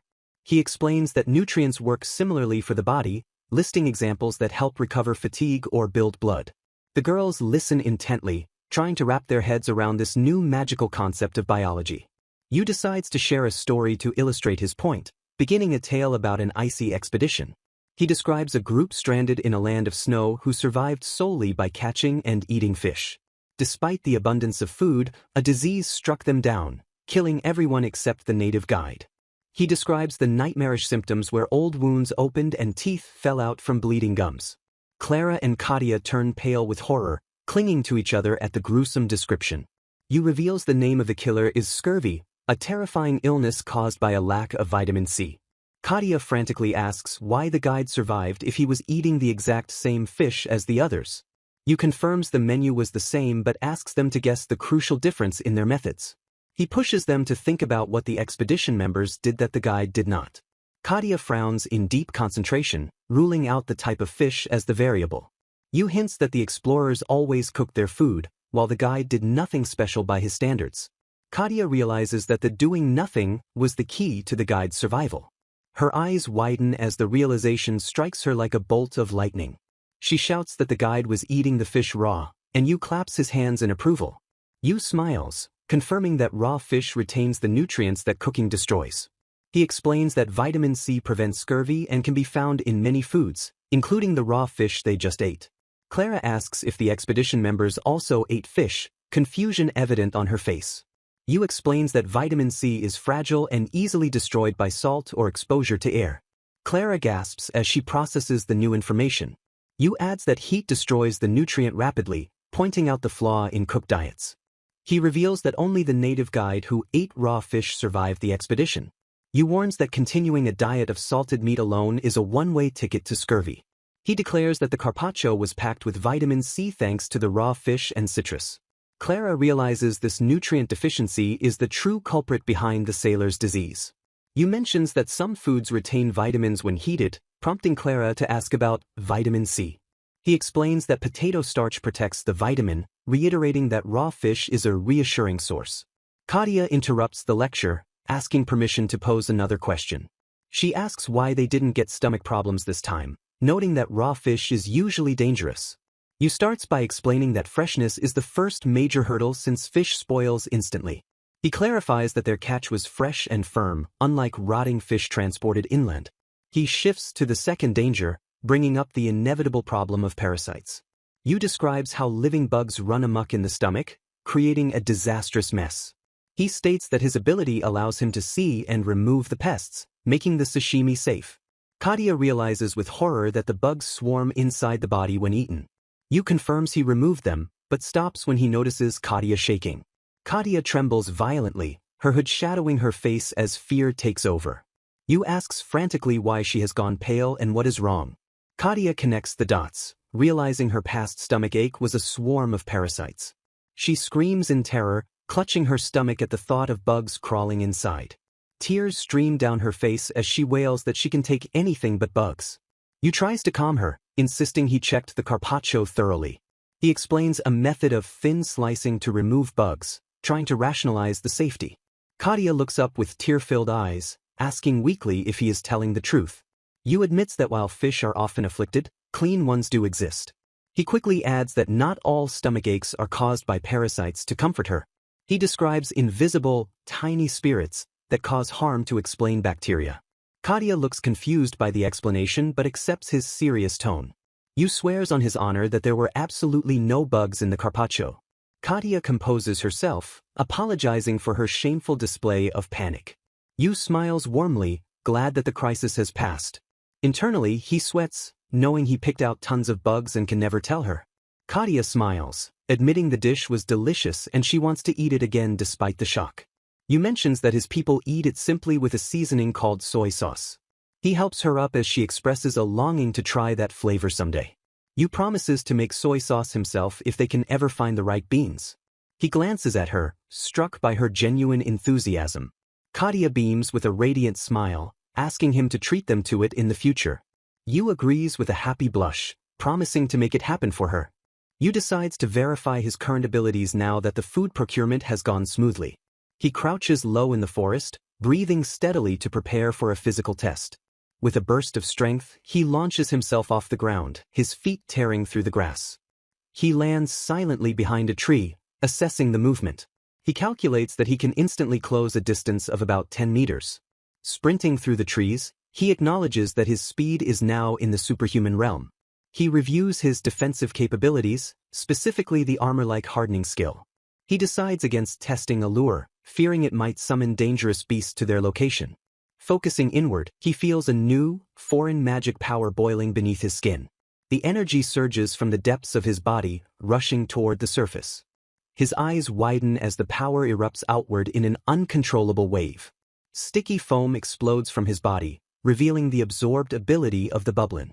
He summarizes his growing arsenal of skills, pondering how to utilize the new foam ability. Katia peeks from behind a tree to ask him something but freezes in confusion. She screams in terror, demanding to know who this foam-covered monster is. Yu stands calmly encased in bubbles, clarifying that it is just him. Katia relaxes, realizing he was testing the foam power, though she admits it was a bizarre sight. Yu cleans himself up and asks her what she wanted to talk about. He suggests they discuss their next move since Clara is healing faster than expected. He proposes that they return to the camp to regroup. Katia smiles brightly and agrees with his plan. Suddenly, her strength fails and she collapses, falling forward into Yu's arms. Yu catches her in a panic, asking if she is injured. She insists she is fine and urges him to keep moving, though she looks weak. Yu watches her walk away, his expression darkening with suspicion. He notes that she looks visibly unwell despite her assurances. He wonders if her recovery is really going as smoothly as she claims. Back at the campfire, Clara tells Yu she is healing fast thanks to the mana-rich food. She thanks him earnestly, grateful that he saved a useless injured person like her. Yu dismisses her self-deprecation, reminding her that her presence gives him the strength to fight. He admits that without Clara, he would have run away and never crossed paths with Katia. He concludes that if he had fled, Katia would have been left in great danger. Katia suddenly speaks up from the side, waking from a daze and asking if they called her. Yu confronts her, asking what is wrong and advising her to lie down if she is sick. He points out that she almost collapsed earlier and is looking dangerously pale. He warns her seriously that getting sick in the mountains is a life-threatening matter. He scolds her for keeping quiet, explaining that hiding it will only cause more trouble later. Katia sits on a log, admitting she didn't say anything because she didn't think he could help. She confesses that her condition isn't an illness, but severe sleep deprivation. She reveals she suffers from chronic insomnia and hasn't slept properly since the day they met. Yu contemplates the struggle of sleep deprivation, noting that insomnia in an unfamiliar environment is a heavy burden. Katia admits she kept her suffering a secret to protect the group's morale, confessing she sees no solution to her plight. Yu apologizes for his earlier harshness, but Katia quickly absolves him of any blame. She smiles sadly, accepting her situation as something that simply cannot be helped. Internally, she worries that her inability to sleep is only increasing the burden she places on Yu. Yu probes for the root cause, ruling out noise and temperature to narrow down the problem. Katia hesitates, her face flushing as she wonders if she really has to say it out loud. She blushes deeply, finally murmuring that the cause of her distress might be insects. She confesses that while she held it together during the crisis, the calmness has allowed her paralyzing fear of bugs to return. Tears well up in her eyes as she admits she is at her absolute limit, just holding back her screams. Yu sighs, telling her bluntly that she should have just mentioned it sooner. Katia blinks in surprise, caught off guard by his casual reaction to her phobia. Yu flashes a confident grin, declaring that he might actually be able to do something about the bugs. Katia stammers in disbelief, unable to fathom how anyone could possibly control the insect population of a mountain. Yu decides to test his idea immediately since they are done foraging, and Katia agrees to try. He invites her to join the effort, signaling the start of their new mission. They head out together, preparing to gather the necessary supplies from the surrounding forest. Yu turns to Clara, asking her to stay behind and keep a watchful eye on their camp. He assures her he will call out if anything happens, and Clara cheerfully accepts the guard duty. The forest canopy stretches out above them, peaceful and quiet under the daylight. Yu spots a promising area and stops, looking pleased with the resources available. Katia looks at him with curiosity, asking what exactly they are going to do now. Yu drops the bombshell that they are going to build a house right here in the woods. Katia stares at him blankly, her mind unable to process the sudden leap in logic. Yu hands her a large leaf, instructing her to gather as many as possible and carry them back. He reinforces the command, and Katia stammers her compliance as she rushes to obey. Yu declares the start of operations with high energy, ready to transform the campsite. He swings his blade, slicing through a young tree trunk with a clean, sharp sound. Katia peeks out from behind a giant leaf as Yu admires the cutting power of his weapon. Yu focuses on selecting the best materials, deciding to worry about uniform length later. He presents a massive pile of harvested leaves and timber with a triumphant sound. He notes that they need a huge quantity and points out that ivy is the next target. Katia watches him work, her expression a mix of awe and confusion at his speed. They trudge back to camp, laden with bundles of leaves and wood for the construction. Clara welcomes them back, and Yu credits Katia's help for their speed. Yu immediately assigns Katia her next task, asking her to gather firewood. He specifies the size and cleanliness of the wood, and Katia accepts the order with a serious nod. She dashes off into the woods, leaving Yu impressed by her physical capability. Clara watches her go, murmuring a wish that she could be useful too. Yu turns to Clara with a smile, revealing that he has a specific job just for he. Yu hands over a bundle of raw materials, entrusting the delicate processing work to Clara's capable hands. Clara accepts the task with a serious expression, understanding the importance of her role in the construction. A radiant aura of enthusiasm bursts forth as she realizes she can be useful to the group. She beams with a dazzling smile, confidently shouting for him to leave it all to her. Her fingers move swiftly, stripping the long leaves with surprising dexterity and precision. Yu demonstrates the technique, showing them how to split the leaves cleanly down the middle. Clara marvels at how easily the fibers separate, excited by the efficiency of the method. Katia arrives with a heavy load of timber, asking if the wood she gathered is sufficient. Yu confirms the amount is perfect and invites the knight to join their production line. The three companions sit together in the forest, processing the materials in a rhythm of shared labor. A massive pile of split palm leaves accumulates as they work through the afternoon. Yu stops them from processing the entire stash, noting that the remaining leaves are kneaded whole. Clara salutes energetically while Yu instructs Katia to cut the wood into specific lengths. Yu clears the construction site, tearing up grass to create a level and clean foundation. He stands amidst the cleared circle, satisfied that the ground is sufficiently prepped for building. With powerful thrusts, he drives the wooden stakes deep into the earth to form the skeleton. He arranges the poles in a wide circle, testing their stability with a firm push. Grabbing a length of vine rope, he prepares to secure the structure's apex. He pulls the tips of the poles together, straining against the tension to bind them tight. Looking up from below, he weaves the vines intricately to lock the central joint in place. The wooden framework stands tall and sturdy, a conical skeleton awaiting its skin. Yu calls for the thatch, and Clara eagerly hands him the prepared split leaves. He begins attaching the foliage to the frame, finding that the pieces fit perfectly. The leaves are lashed to the horizontal supports, creating a layered barrier against the elements. Clara gasps in awe, watching the skeleton transform into a recognizable shelter before her eyes. Yu explains the simple construction principle, pleased with how splendid the result looks.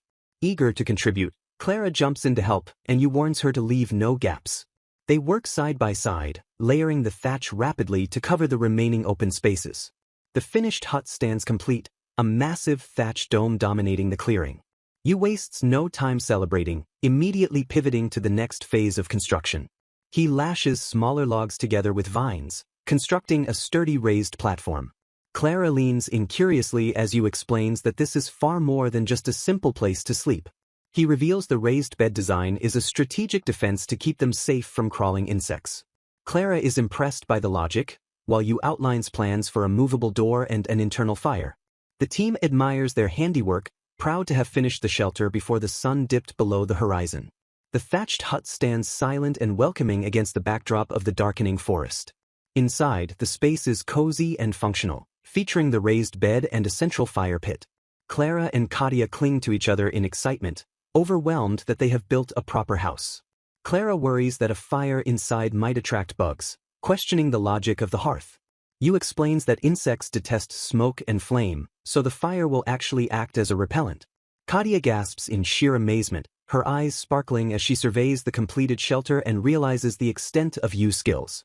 She turns to Yu with a flushed face, praising him for knowing absolutely everything and calling him amazing. Yu sits silently, looking down with a humble expression as he listens to her overwhelming admiration.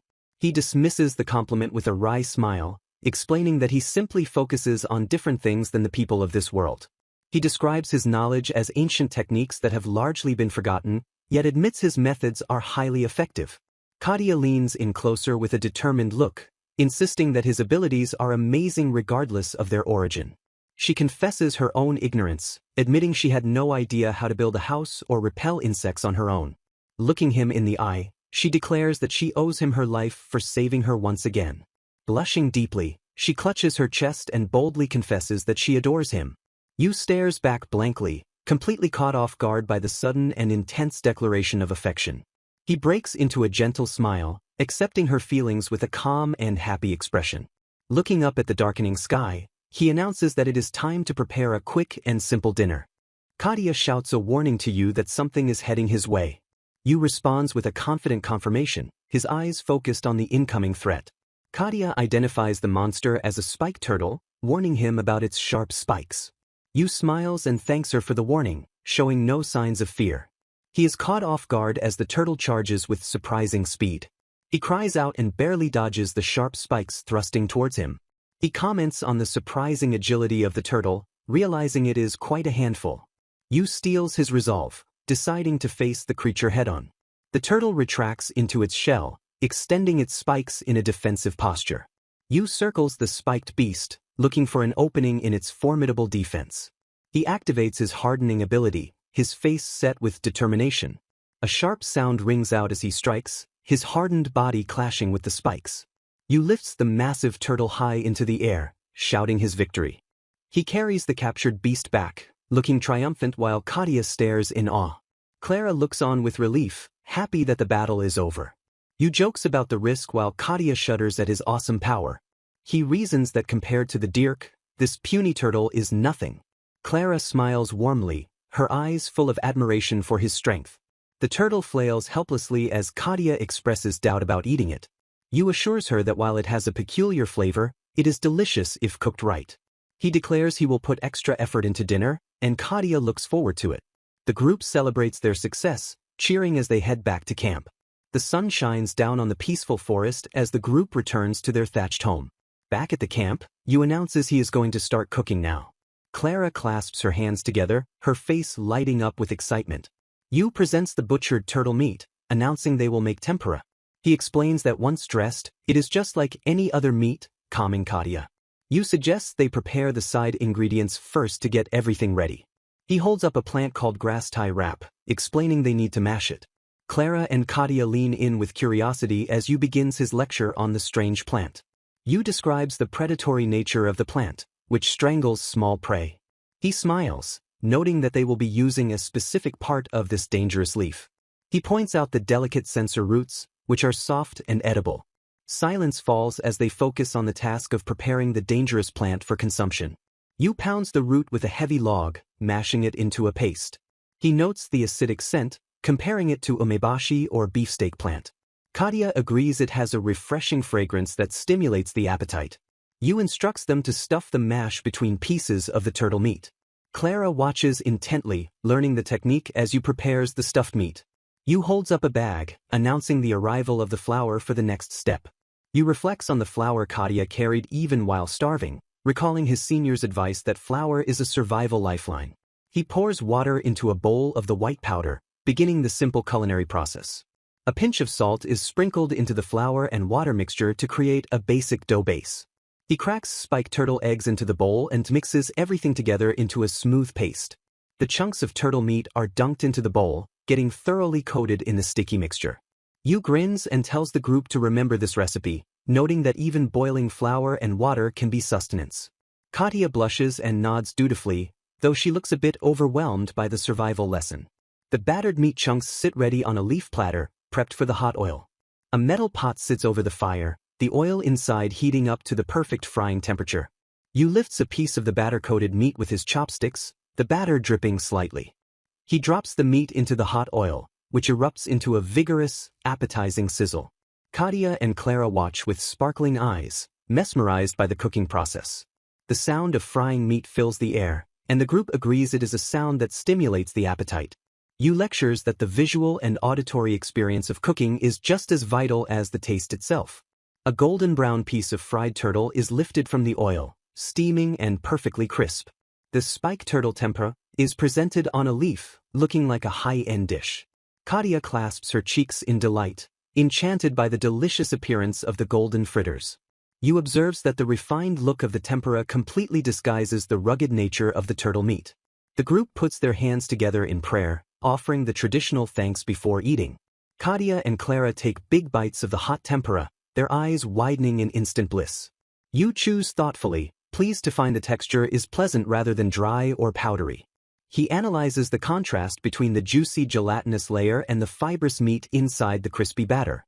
Comparing it to soft-shelled turtle, he notes the meat is firmer, developed for agility on rocky terrain. The intense umami flavor floods his mouth, perfectly complementing the satisfying mouthfeel. He recalls that the raw meat had a distinct, gamey turtle smell before it was cooked. Katia and Clara beam with happiness, confirming that there is absolutely no bad smell, only a refreshing taste. Yu explains that the high heat sealed the aroma, while the grass tie wrap added a refreshing herbal scent. He concludes that the conflicting ingredients harmonized perfectly to create a rich yet refreshing flavor profile. A stack of the aromatic leaves sits nearby, revealed as the secret to the dish's success. Katia marvels at the taste, admitting she never expected a monster like the spike turtle to be so delicious. Yu smiles with satisfaction, glad that his instinct to treat the meat like chicken was correct. He muses that with such potent umami, the meat would be even more incredible if cooked as carriage. The girls look puzzled by the foreign word, so Yu explains it is a frying technique from his homeland.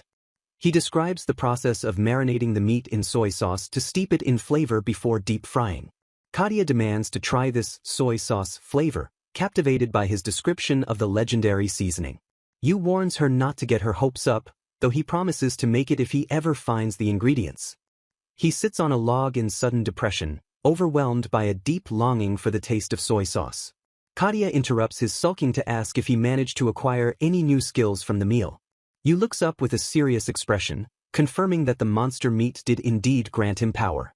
He contemplates the potential skills he might have gained, considering the turtle's spikes or the plant's hunting method.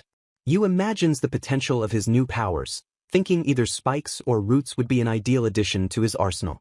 He admits to the girls that he doesn't feel any change, unsure if he actually acquired a new skill. Clenching his fist, he theorizes that the ability might remain dormant until he actively needs to use it. He recalls how hardening activated by accident and notes that sometimes eating monsters doesn't guarantee a skill. He reflects on previous meals where absolutely nothing happened. He specifically remembers eating the dirk and expecting a power that never came. Yu stands up abruptly, deciding that speculating is useless. He declares to the group that he is going to perform a test right now. Standing before a log, he prepares to trigger the spike generation ability first. He focuses all his mental energy into his right fist, concentrating intensely. He visualizes the bones shifting and spikes bursting forth from his knuckles. Closing his eyes, he pours his will into making the image a reality. He thrusts his arm forward with a shout, expecting a transformation. Silence hangs in the air as nothing happens, and he awkwardly mutters that it was a misfire. Clara peeks over the log, confirming that it definitely looks like a failure. Undeterred, Yu shouts for spikes to shoot out from his back instead. Switching tactics, he yells for roots to grow, trying to trigger the plant ability. Night falls as he gives up, sighing that he couldn't get either ability despite how convenient they would be.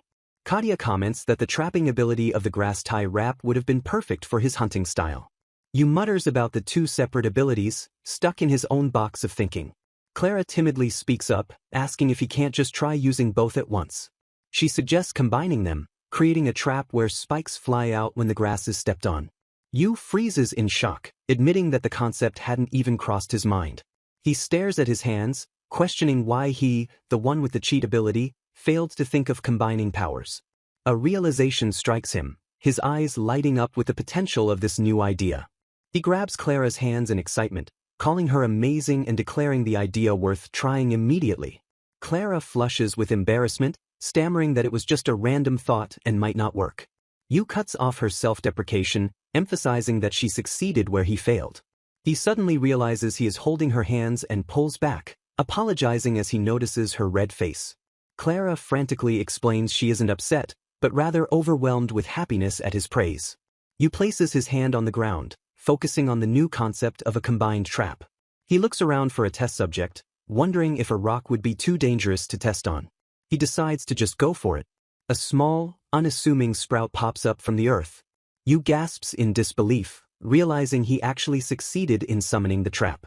He wonders how to test it safely without risking his own limbs. His eyes land on the pile of large leaves they used for dinner plates earlier. He picks up a leaf and prepares to drop it over the hidden sprout. He tosses the leaf over the trap, waiting for the mechanism to react.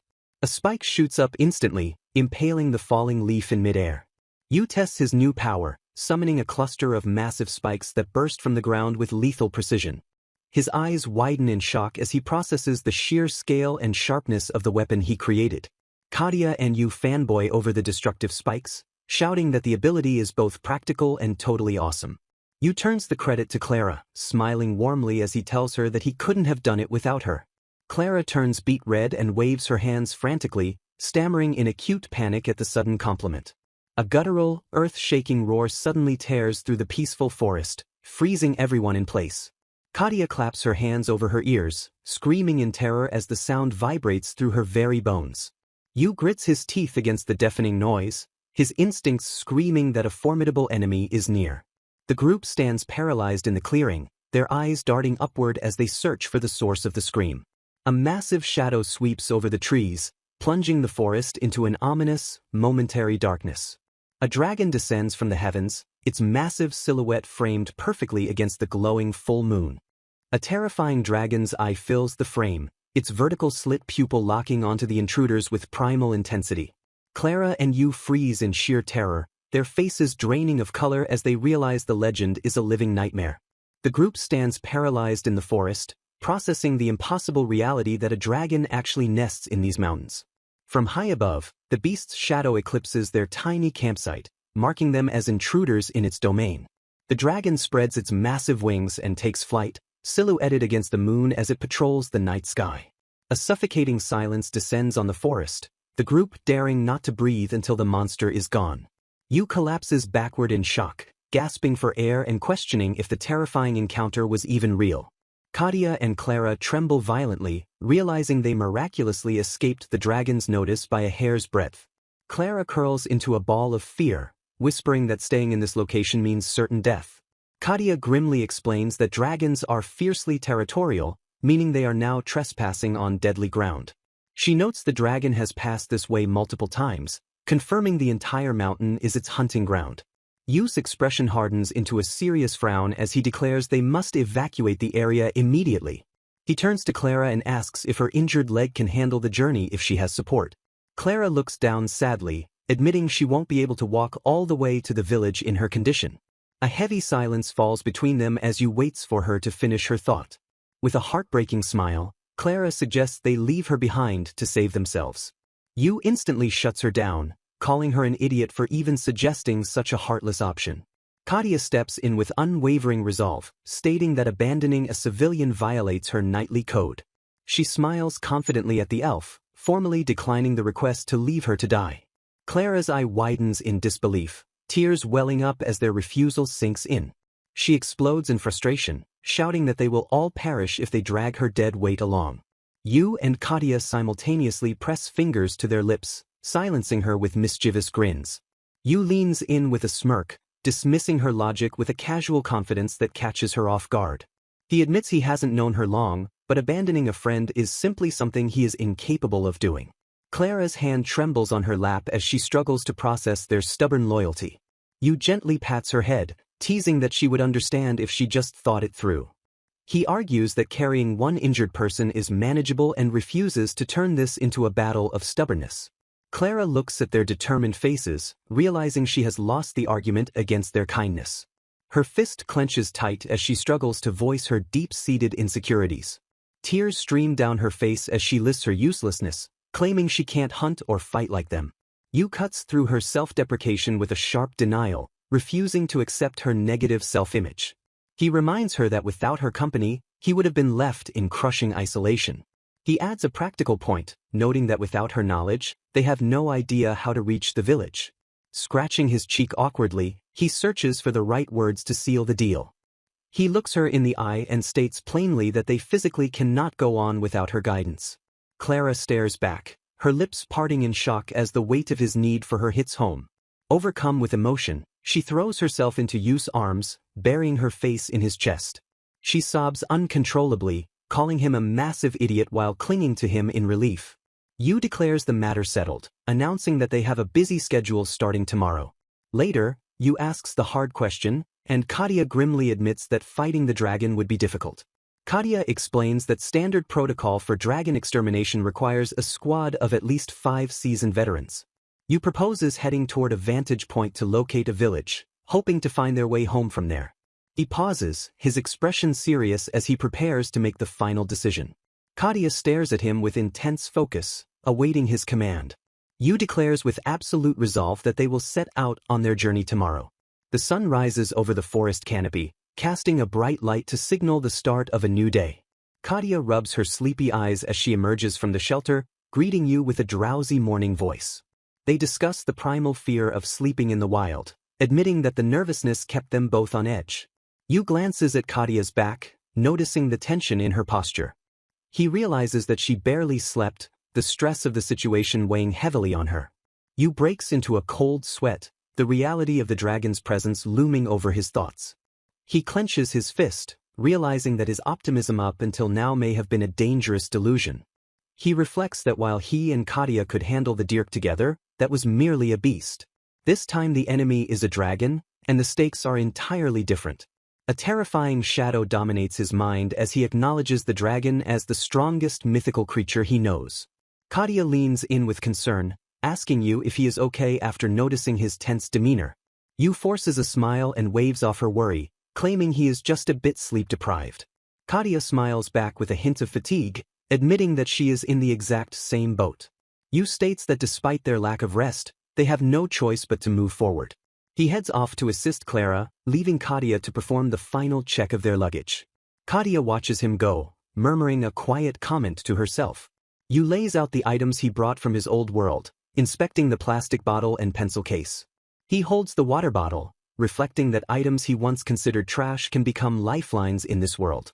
He recognizes that these everyday objects represent valuable technology that does not exist here. Staring at the plastic bottle, he realizes these items are his only remaining link to Earth. He contrasts them with the primitive spear and stone tools he has crafted since arriving. Yet he feels a strange attachment to the crude weapons because he made them with his own hands. His gaze shifts to the ominous black sword leaning against a tree, the weapon he created from the dirk. He smiles wryly, hoping from the bottom of his heart that he never has to use it. His hand tightens firmly around his wooden spear, choosing the reliable tool over the deadly blade. Yu returns to the clearing, watching as Katia supports Clara out of the shelter. Clara steps forward with a gentle smile, apologizing for the delay as she joins the formation. Yu asks if she is ready, signaling that it is finally time to depart. Clara nods with determination, confirming she is fine and ready to travel. Yu smiles back, satisfied with her resolve. The group leaves their makeshift home behind, walking into the misty forest to begin their journey.